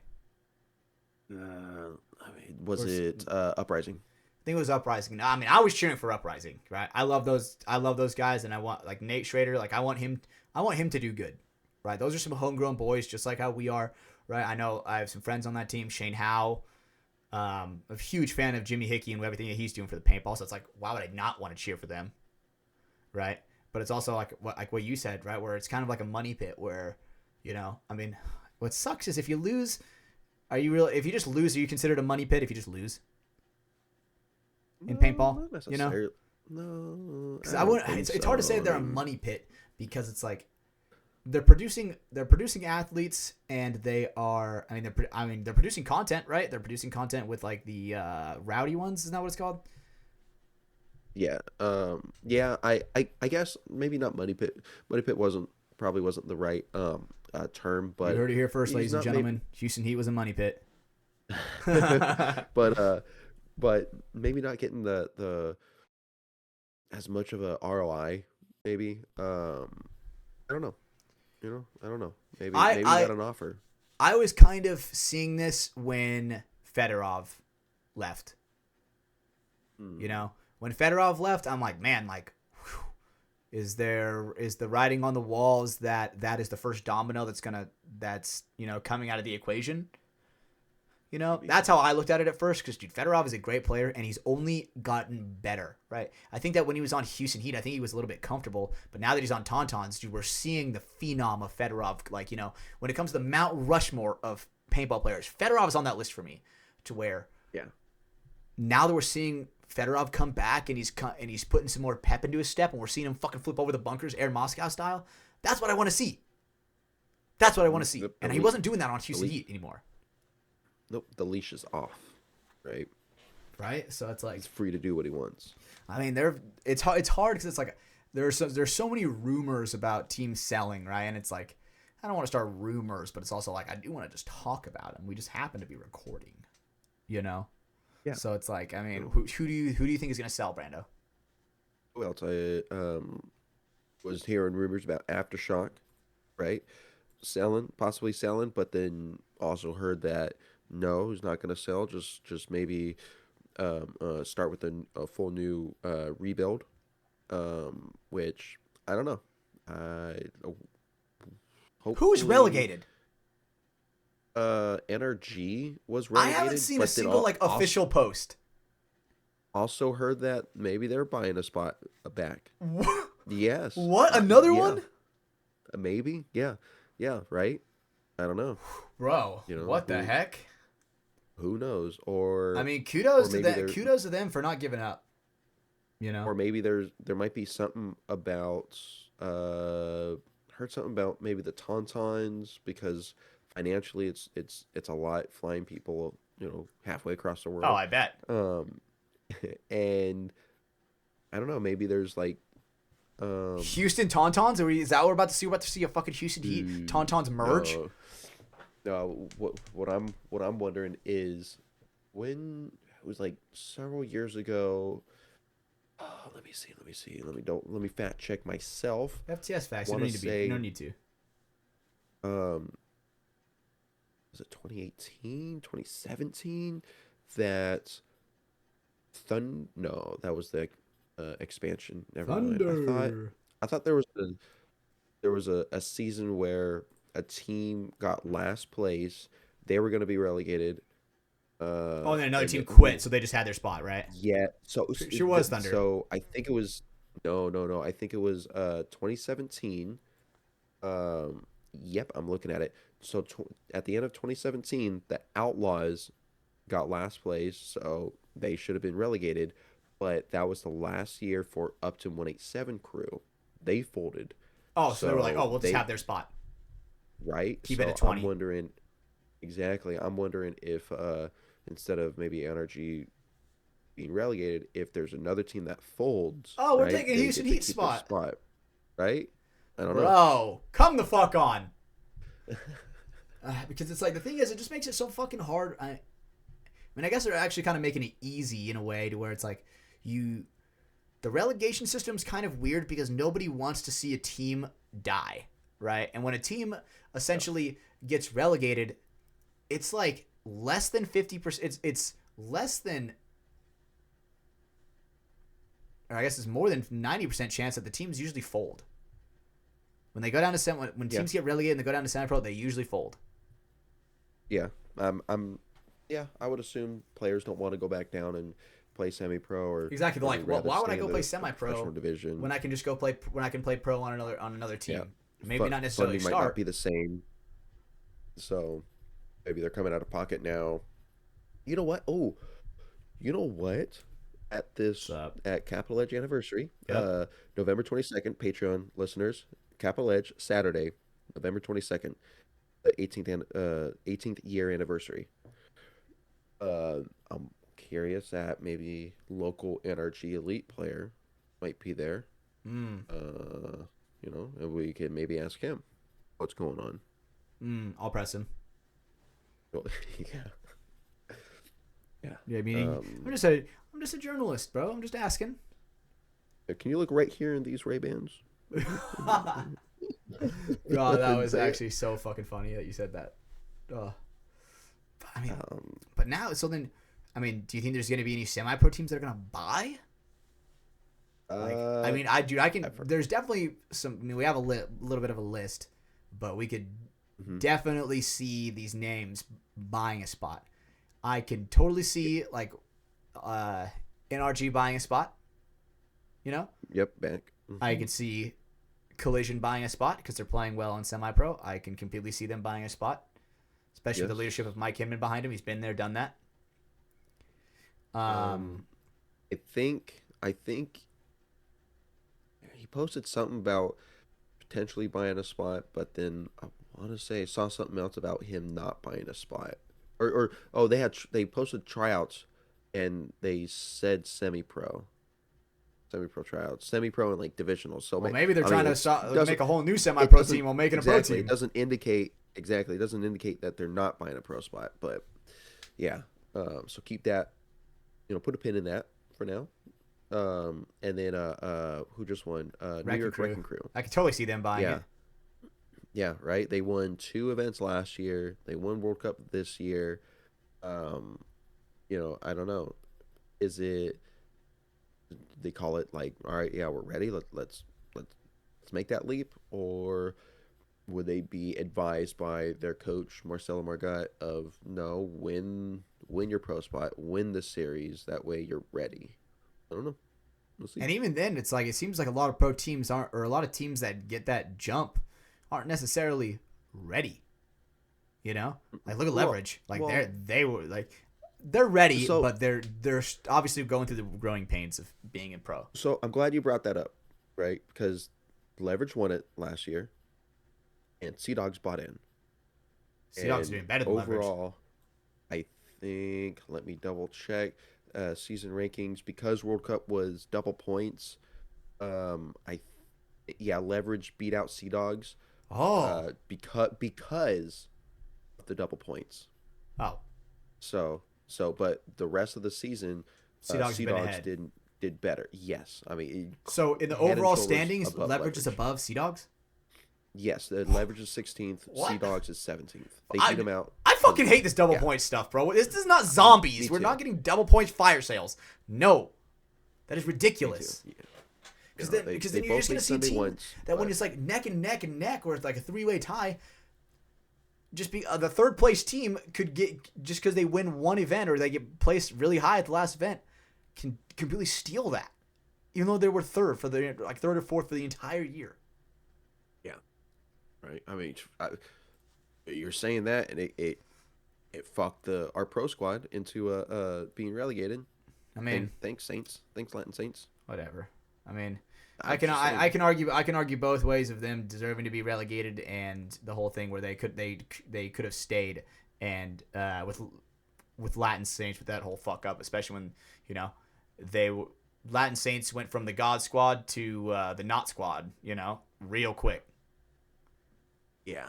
But just the double points. That's fucking crazy. I had to do the math really quick. What, 60, 87, 88, 80. They had 89 points coming into World Cup. Sea Dogs did. And no, Leverage.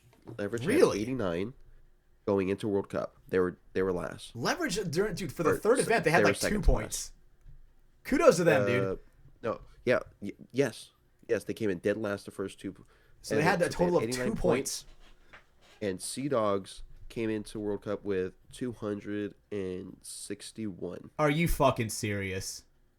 And because Leverage got 11th, double points, it came out with 192 points, putting them ahead by like 18 points of Sea Dogs for the season. So Just because that one tournament they became, so now they're seasonally better than them.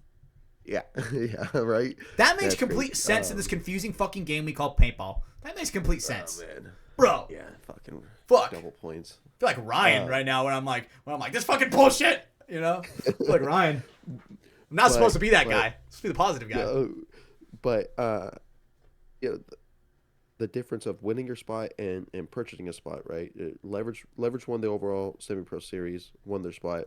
Didn't do as well as the team that bought the spot, but seemed like they played better, professional. Sea Dogs were way more paintball and consistent. everything. They were constantly going like I think they went 2-2 multiple times. Like they were winning one match but losing 3. But there were multiple. I mean, the first 2 events, Leverage didn't win a single point.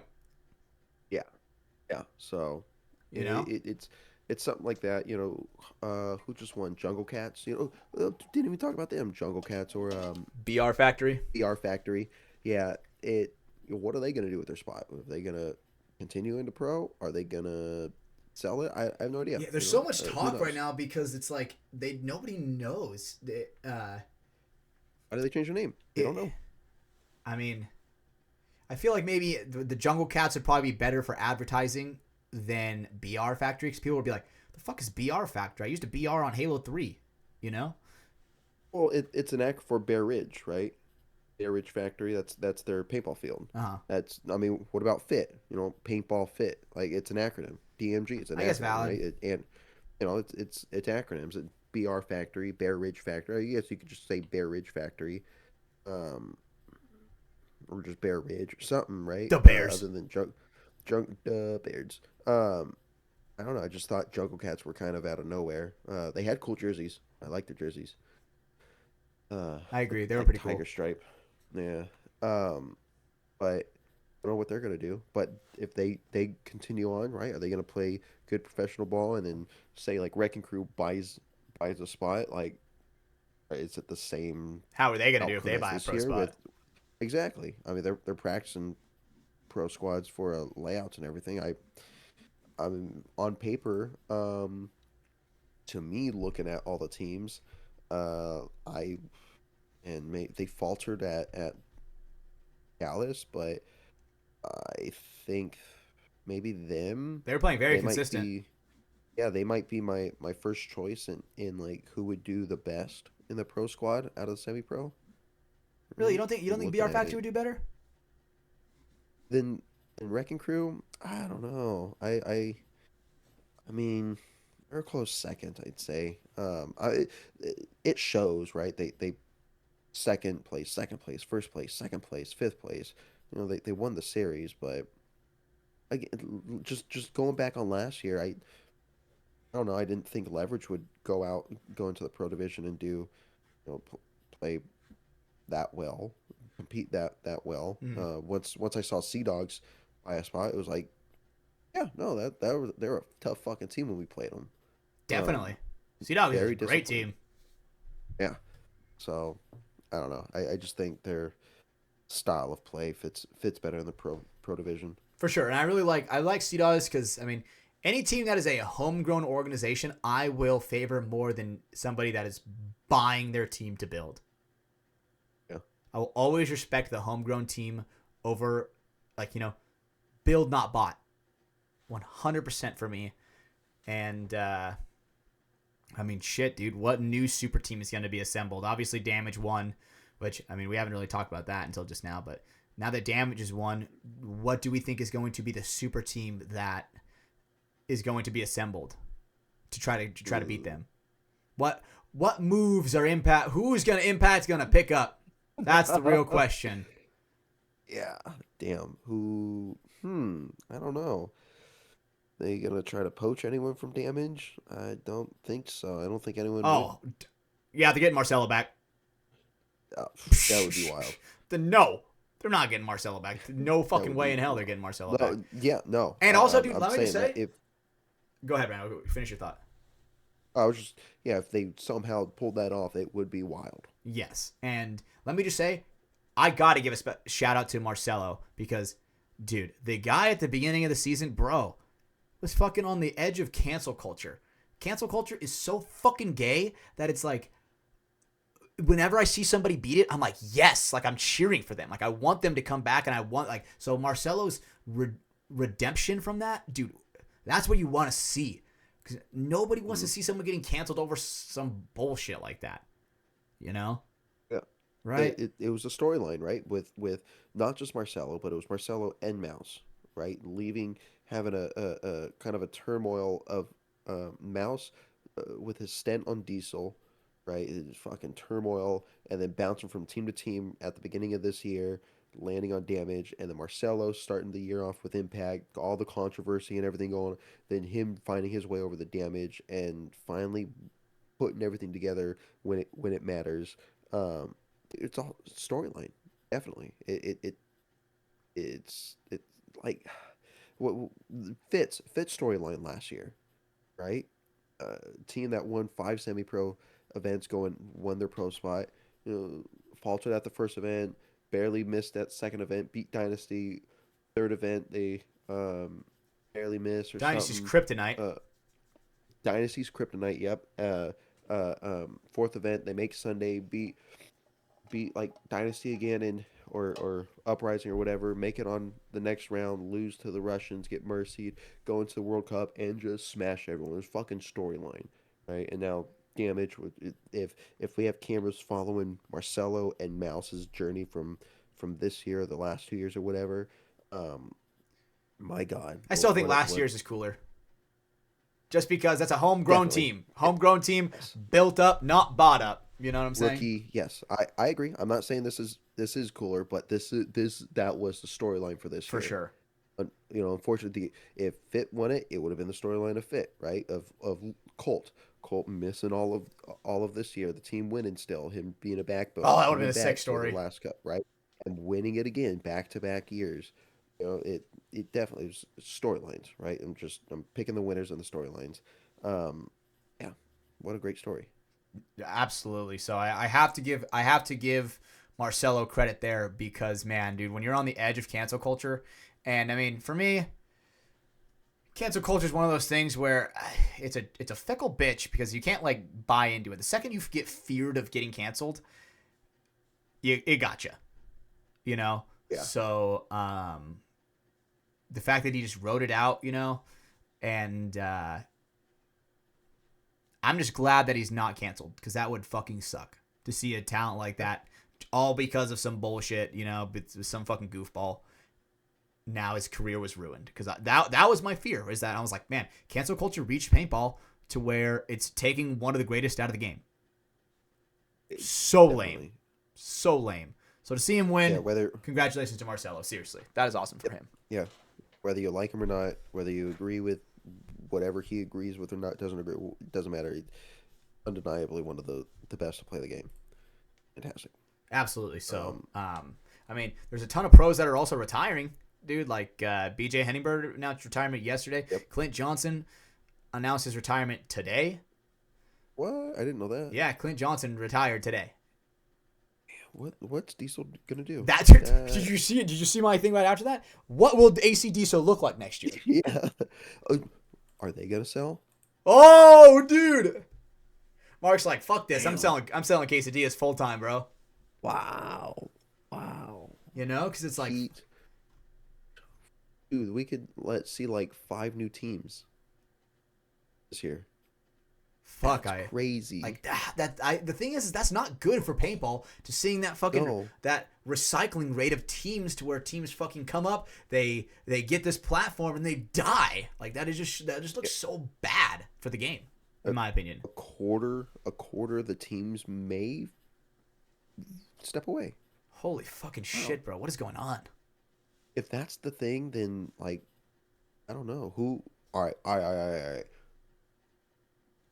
Oh yeah, I like this. Gears are ticking. Let's see. Heat, AC, Anton, NRG, and let's go Shock. Right. All right. Say those 5. We don't know for certain if these 5 teams or whatever, but we're playing a game. You know. I like this. Hypotheticals. So these 5 teams, they sell. Yep. Heat, Diesel, Tauntauns, NRG, and Shock. Okay. Those 5 sell. What 5 teams or I'm sorry. NRG is relegated, right? So Jungle Cats are coming in for them. So then the other 4. What 4 semi-pro teams would come in and buy? You know, I think that it wouldn't all be semi-pro teams. I think that some of it would for sure be a mixture of those rosters morphing. Like I would not be I could completely see players from all 3 of those organizations, Tauntaun, Heat, and Diesel, all working together and getting mega funding. Because if Diesel has mega funding, Heat has mega funding, and Tauntauns have mega funding, imagine what they could possibly do. Yes, I could see AC Diesel and Tauntauns fusing because Tauntauns is still owned by FSU, Austin Notorious, right? I could see them because they're both down there. Shock maybe absorbs some of Heat guy. I don't know, but this is hypothetical. This is the game. What 4 semi-pro teams would you say would buy the 4 spots? Okay. Because I do believe that some teams may form or may combine. I mean, fuck, dude. What we could honestly do? We could probably add NYX to that mix. Do NYXs? No, not that semi-pro team joint. I mean, I can picture this. I can picture the pro. Yeah, I can picture them selling. All right, there you go. There's 5. All right, let's fuck, say 5 dude. Like, all right. Let's look at it. What do you think? I can picture Distortion doing it. I can picture Distortion doing it, but then it getting funds from Sarge from Heat because Ryan Smith used to play on Distortion back in the day when they were D2. Ronnie Dizon and LJ Woodley were also on that team before Houston Heat was created. Houston Heat took some Distortion players to create Houston Heat. So I would not be surprised if that's a thing. I love this game, Brando. I like this. They went and played with Aftershock, and that was the one night in November. You're absolutely right. It was the Distortion guys. So I could, damn it. See, connecting dots. That's right. I like good. this game. Okay. And it's a lot of it's the leftover Blast Camp guys, right? And they're Blast Camp guys on Heat, old Distortion guys on Heat. Is Blast Camp? Dude, imagine Blast Camp came back as Blast Camp instead of Distortion. Yeah. Ooh. Do you think Virgil's gonna dip his toes back in? I just think of that fucking video, dude. You fucking classless piece of shit. You're a fucking classless piece of shit. I will always think of that video, dude. I love that video. That is so funny because you could never in a million years get me to hold up my phone to someone's fucking face calling them a classless piece of shit. So I could see that. I absolutely could see that. And okay. Oh man, Dude, that is so fucking funny, bro. Fuck, dude. Man, these dots are being connected, dude. Like, I mean, I can picture the Jesters doing it because the Jesters, they are a solid team, especially now. And they used to be a pro team when it was champions and challengers. New Jersey Jesters were a pro team. Right? Now, the only thing with Jester, I don't know where they get their funding. I don't know how they're funded or what. I have no idea. I don't know anything about the back end. Okay, so you know what? If anybody that is listening knows anybody from the New Jersey Jesters, because I have no idea who any of them are, send them our way. I would got tons of questions for them, honestly. You know, and plus that's a completely different coast compared to West Coast, and probably good to have them on, honestly. But I can picture. Ready for this? I can picture TPP doing it. I think that they would need a huge financial backer, because I don't know. They're from Puerto Rico, right? They are, yeah. So I don't know what Puerto Rico funding looks like, you know. But I could see it to where it's like, I mean, people could be like, oh man, the first Puerto Rican team in the professional division, yeah, right, yeah. And that has a good ring to it, and they're a good team. They're a good fucking team. I don't know if they would do good, but I think they're a good team, and I think that they could beat NRG. Yeah, they're disciplined. They remind me a little bit of the Sea Dogs when we played them. Right, they're just very disciplined. Really? Like, I think Sea Dogs had that constant push that the crew that TPP didn't have. That slow constant push, whether they were down or not. But the discipline between them two is crazy. Especially they're one of the Santiago brothers that keeps going out to the kept going out to the snake corner, shooting West Texas lefty over the juice box, dude. God, what a wild shot! Hey, I love those brothers, but ain't no fucking way he's shooting me with the fucking West Texas lefty, brother. Ain't no fucking way I'm letting that shit hit me. Always crossbody right over the juice box. It was like, dang, how are we not shooting this? If guy? that hits me, I'm faking the injury. You know, I'm faking if that shit hits me. But man, I mean, what other pro teams could? Obviously we can see Wrecking Crew doing it. Yeah, Wrecking Crew. We put Collision up there as like a possibility. We talked about them for sure. Collision, okay. So we. I can picture P Mob. Oh, I forgot about them. Yeah. I could also picture Nasty, but I don't think they would go in as Nasty. I think they would go in as another team. Like combined with someone? Yes. If where's Nasty from? Baltimore? Baltimore, yeah. A lot of those guys played like Kenny Frank. They used to play on Revo. Okay. So what if like Nasty, the core of Nasty merged with like NRG? Leftover NRG guys, right? I don't know. I mean, shit, man. Some people are so desperate to play pro, they'll fucking do anything. You know? I mean, desperate is a fucking stretch of a word, but, you know. Yeah, I don't know. I don't see anyone else. I can't see anybody else that would logically do it and think that would be a good idea. Yes. Looking, no one else. I mean, I think P Mob could hang. I think they have a really good structure on that team to where I don't think they'd be mentally shattered by getting shit on the first event. I think they would realistically be doing probably better, you know, with that kind of pressure. I think they would have been top 4 this year if they didn't falter the first event. Really?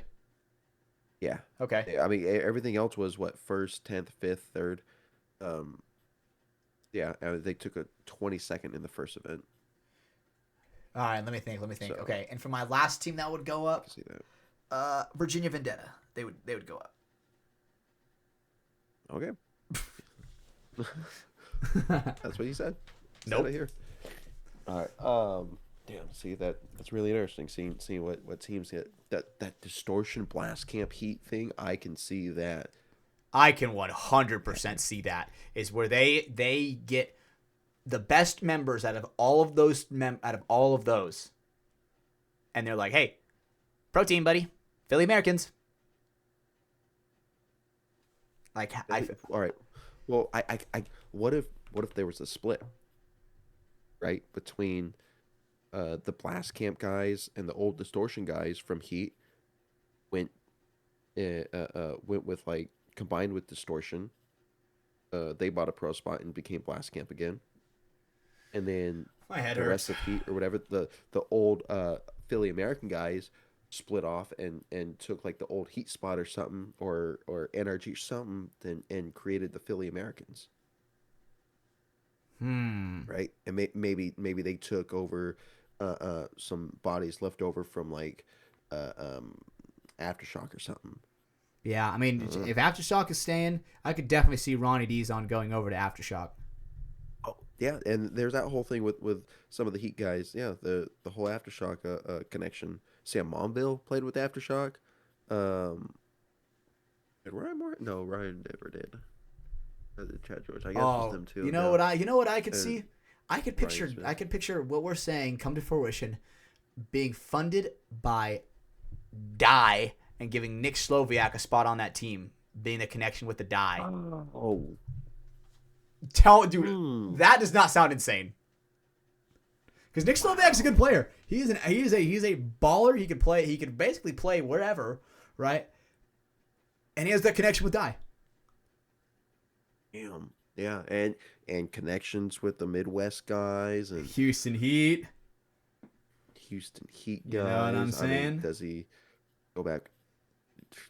Man, damn. See, there's the wow. This Okay. offseason's already getting pretty crazy. I mean, by the time this episode airs, there's probably going to be something huge like, oh my God.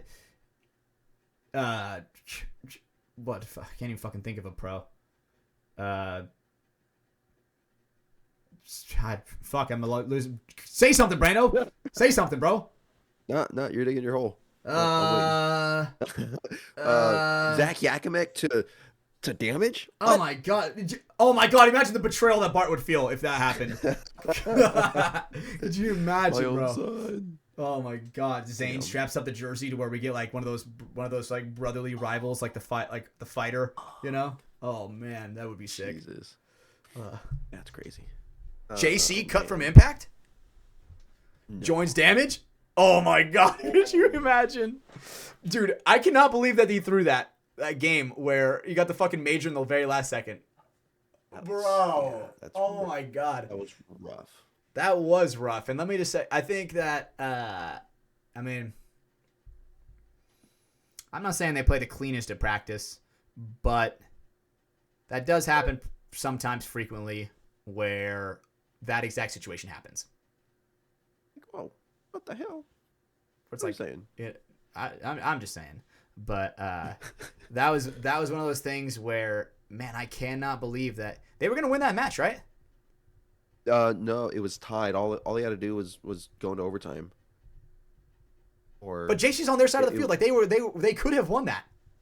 Oh, you know what? The buzzer yes, went off as he's throwing the major, right? So it didn't really they couldn't yes, go and hit.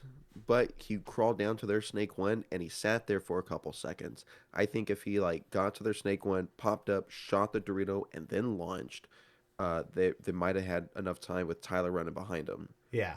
to hit it. But he sat there for a couple seconds, wrapped on their Dorito, their snake one, and then immediately stood up and launched to go bunker out their back line and got clipped as soon as he stepped out. You know, good call. I mean, fucking hell of a call by those refs. And it was like two Oh, or three refs that completely threw it. deserved too.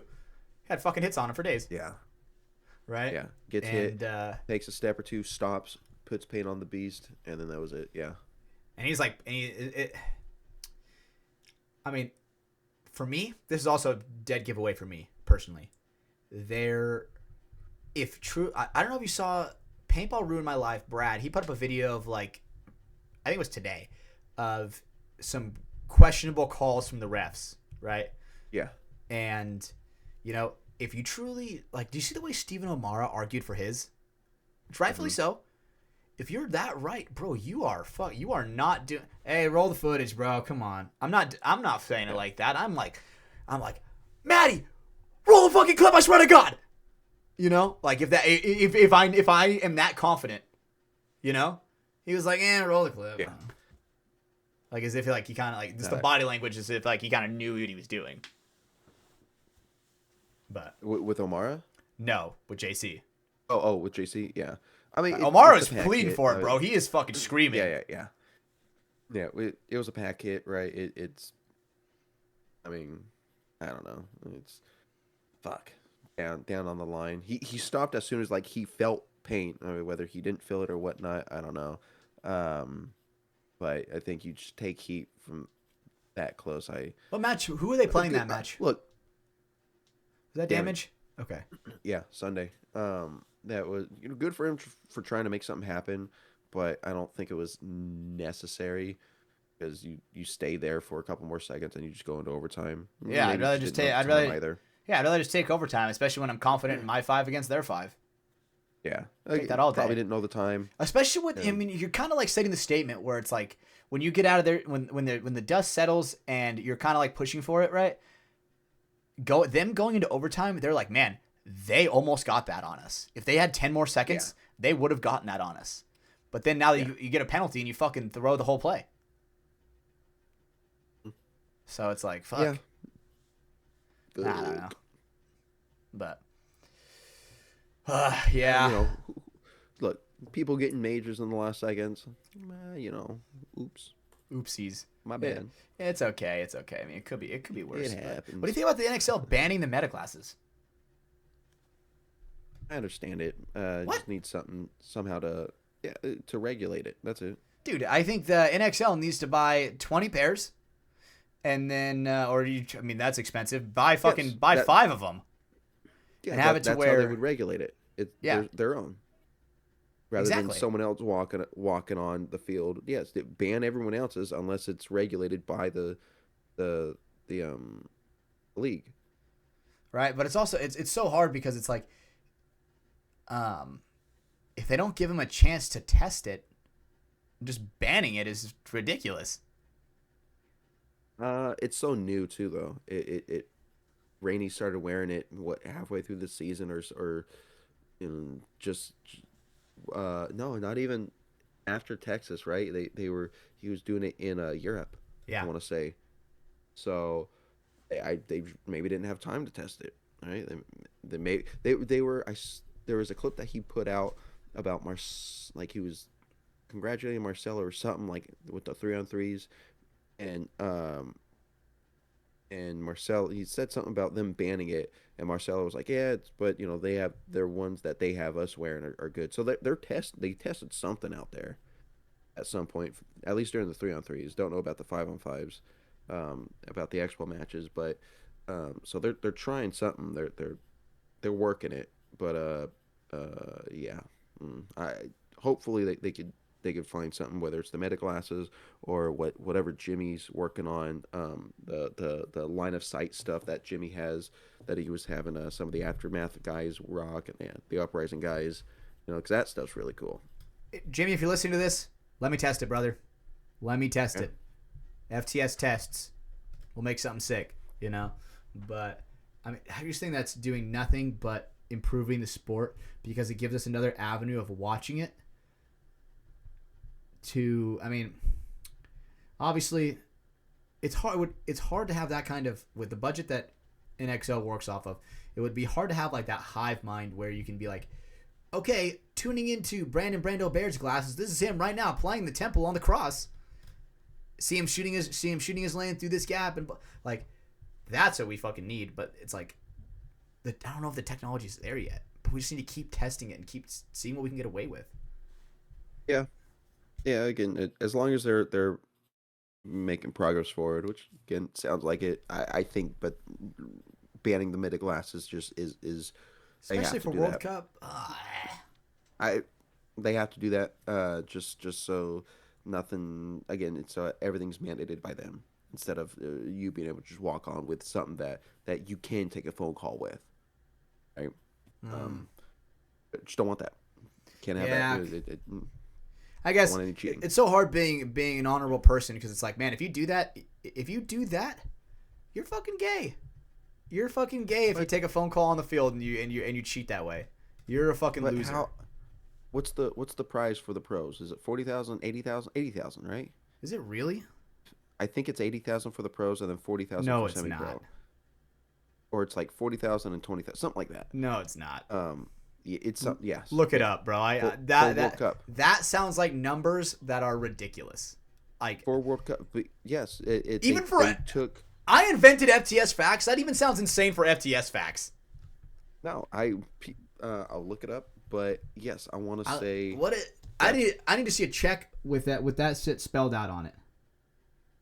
Oh Like that sounds insane. But let's see. Anyway, I mean, $80,000. That's not bad. It's like 80. It's either 40 or 80,000, and then semi-pros half of that. I mean, fuck, dude. But for 40,000, you don't think a pro player will try to do that if that's not banned? Yeah, you're absolutely right. I'm just looking at it like the honor system. Like if you were to do that, you're a fucking little bitch.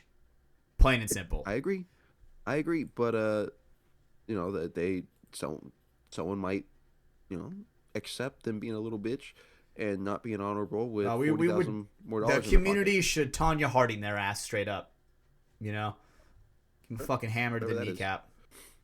You don't know who Tanya Harding? She was like an ice skater that when she didn't get her spot, she hired somebody to kneecap the person who took her spot. Really? Yeah, she like fucking hired somebody to bash her competitors or the girl that took her spot, right, in the ice skating. I don't know if it was for the Olympics or whatever, but smashed her kneecap with a pipe or something like that. That's crazy. Right? So, I mean, fuck, dude. If people are willing to do that for ice skating, what are they willing to do for paintball? Both are pretty fruity. Okay. Here we go. Sorry, my nose is runny. It's okay. Are you looking at the prize money? Packages. Trying, but it says prize packages, but I don't see any fucking prize packages. They're like, 40,000 pesos. Absolutely nothing. What the fuck? Like I feel like we would see a photo of the check, but damaged with the check. You know? I think so. Let me see. Like it's one of those things where, I mean, if it was 80,000, people would be saying something. If it was 80,000, I feel like people would even be saying something if it was 20,000. Is it? If you win the NXL, is it just a handshake and a hug? Just a quick dick slap. Good game, buddy. Well, I'll take that over the handshake. You know what I'm saying? But all right, say yourself. I mean, fuck, dude. Like we have so much. There's so much to talk about that. There's some of the stories that I have to save specifically for when Caden gets in here, which he's not going to be in here tonight, ladies and gentlemen. But dude, I spent a ton of time with Caden, and some of the shit that we recorded with meta glasses, bro. Some of it is so fucking funny. There is a video, Brando, if you want to go to the Discord, and you can look at it yourself. There's a video of me trying to get a crane to fucking eat an Uncrustable out of my ass. It sounds as insane as you think it would be. Michelle came in and was telling me about that. I was like, what the fuck? she's like, you got to go see what Hatch is doing, man. Keep him away from these birds. Dude, like, not get into it because we're over 2 hours now. Probably start wrapping up, but a little leave you listeners on something. Looked at potential jail time. Let's say that. Oh, yeah. That's a story that. Yeah. We are saving that one because, bro, what the fuck? Yeah, it needs time to breathe and a lot of explanation. 100%, and there's so many little details that are going to go into that story where you're gonna need Caden for that. It sounds insane. It sounds like one of those things where it's like that could only happen to me, especially when I'm not even involved, like whatsoever. And I'm not involved whatsoever, and I somehow get the most time. What is this? Yes, there's something about it. But yeah. Another quick shout out that I have to say before I guess two before we wrap up. One of the homies from Austin Oni Caleb Clow, shout out, man. He's in the club, dude. Welcome to the club for winning World Cup. Congratulations, my friend. I know one of the Oni guys is going to tell him that I'm saying this, but dude, I am incredibly proud. It was great to see my Oni brethren. It was great to see Wyatt. It was great to see Caleb. And it is no easy feat to win World Cup no matter the division. When people are bringing out their A game for 115% of the 8 minutes that they're playing in divisionals, they're giving it their all. So shout out to Caleb for winning. I'm incredibly proud, and I truly do hope to be working a lot closer with the Oni boys this next season. And I hope that Brando. I hope you get to work with them as well because it's a great group of guys. Me too. Maybe sometime I'll finally be able to come out to Texas. Yeah, I know, right? Next time I go out with him, you're coming with me, for sure. Right? We got to make sure that happens. And another special shout out. I want to give a special shout out to my girlfriend, dude. She was working so goddamn hard this past weekend, dude. She was cooking us 5-course meals. She'd be at the field all day, working her ass off, making sure we have sandwiches for the midday. She'd wake up extra early in the morning to make sure the team has sandwiches to eat during that halfway point lull in the day because we get hungry. She was making us fantastic Mexican food. She was making us fantastic, like a Cajun chicken sausage bowl. That was amazing. So green beans. Yeah, with green beans. It's not like we were fucking eating, brick shit house of gummy worms. We were feeding our bodies nothing but goodness.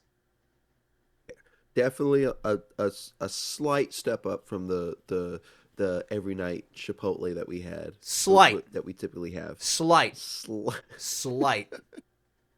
Because how do you beat Chipotle, bro? That shit is fucking great. You know how? You want to know how? Yeah. By making food with love. Facts. Thank you, Brando, for fucking saying that, bro. That is a goddamn fact that every night we were eating meals with love. So shout out to Tegan for straight up saving our asses. It was great having her out there, and dude, she wants to get more involved. It's actually insane to see. She's like, man, like I want to try to, become an assistant coach and help our coach Chim out, because she's like, are there any good female coaches like that coach like a pro team or anything like that? And I said no. Like I haven't seen there's Nikki from the Ironmen, but it's like she's not coaching anymore, and it's like that wasn't very successful. Right? So no, she was more analytics and everything. I mean, she's helping with Aftershock now, I believe, but still not like a. But I feel like at some point they had her as the head coach. They did. Yep. After right? Todd. And so to see something like that coming from her, where she's like, "Hey, I want to break the limits of like what is possible," right? With what women are doing right now, she's like, "Okay, I want to help coach a winning team." You don't see that very often. She's like, I love the game. I love the X's and O's of it. And she thinks she can really get into it. So I'm actually very excited for her to try to get into it and, only improve from there. But good. Brando, you look like you're fucking dying. So I'll wrap this up, It's brother. just my left nostril. Don't even worry about it. So, all right, guys. This about wraps it up for episode 173. It was awesome. We just got back from World Cup, getting our dose of reality back in. Your normal scheduled programming will be here. This video will be posted on a Tuesday. Keep the schedule. Man, dude, more FTS content is to come. I'm editing interviews right now. Got Metaglass footage to post. So stay tuned, right? Thank you to our sponsors. Thank you to Welts Clothing. Use code FTS for 10% off at checkout. Get yourself some dope Discipline merch. Scott Stewart, he came short with a second place against Damage, but I know for a fact he is not satisfied with that. He earned his welt in the finals, and he is going to return next year hungrier, more disciplined, and just overall hungrier. So thank you to Welts Clothing. I'm just saying that word, got hung up on that word a little bit. But second, Hormesis Paintball. Thank you to Hormesis. every single year, the Hormesis booth gets bigger and bigger and bigger. I mean, they have DJs now. They got Cuban sandwiches. Like, they probably got a massage chair in there. Like, I don't even know. I don't even know what's going to be next for them. So make sure you guys go to Hormesis. If you guys are keeping up with Dan Napoli, the Iron Kids is slowly getting closer and closer and closer to release. So I'm very, very excited like that. One of the great photographers from Hormesis just went on the Shelda podcast. So go check out Shelda. He's a great guy, right? Love that guy. Sad I didn't get to see him. I actually didn't see him at all at the event. But, yep. And last but not least, Capital Edge Paintball Park. By the time you're listening to this, it's already over. The anniversary already happened. But we will be there. We're going to have some good time. We're going to be shooting some interviews.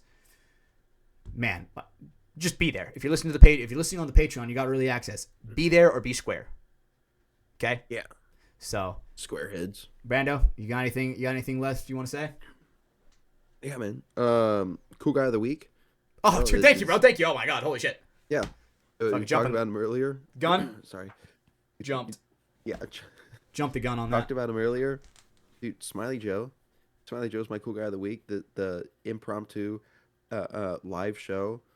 He's always there for us. Done for us as Day one. Love the guy. Day one, baby. Day one. Taking his own time to help us out. You know, supporting the show and everything. Like, enjoys what we do. We love that he enjoys it. And dude, A1 baby. Absolutely. He is without a doubt like the FTS media guy. 100%. If we had any media guy, it would for sure be Smiley Joe, and then in close second place, very close second place, Aaron Grisecki, ARG. Yeah. Right. Like those two guys, they absolutely help us out. But man, Smiley Joe, dude, he really fucking helped us out. And he's always giving me good ideas on what to do, how to improve on things.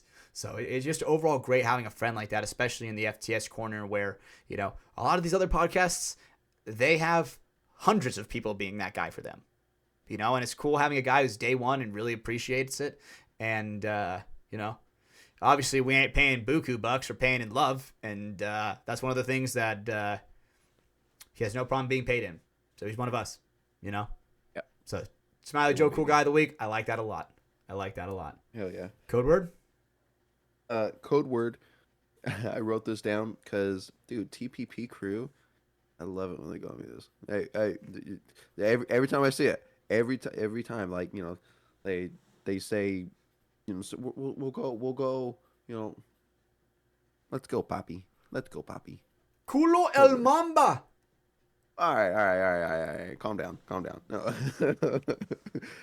Let's go, Papi. Dude, me and this one guy made a good move. Bunk kind of shot at each other as we moved up the field together against each other. It came off, goes, good move, Papi. I was like, man, that sounds so cool. God damn, these with their accents and everything. Cool guys, though. They did say that whenever we ever find ourselves out there, like, fucking let them know. They'll be sure to take care of us, and if we want to go out there and play and everything. Cool guys, definitely want to see them more next season. Let's go, Papi. So if you're listening, send us that, comment it, send us it in a DM. Let us know you made it all the way this far. Or any Patreon members that are going to be at Capital Edge Maple Park for the 18th anniversary on the 22nd on Saturday. Come up and say it to us. Got a little something special for you. Welts or Hormesis or something, yeah. So, absolutely. Well, you guys know how it goes. If you're listening, we love you guys. And this is your boy Hatch and Brando from the Sidelines, man, signing off. Bye.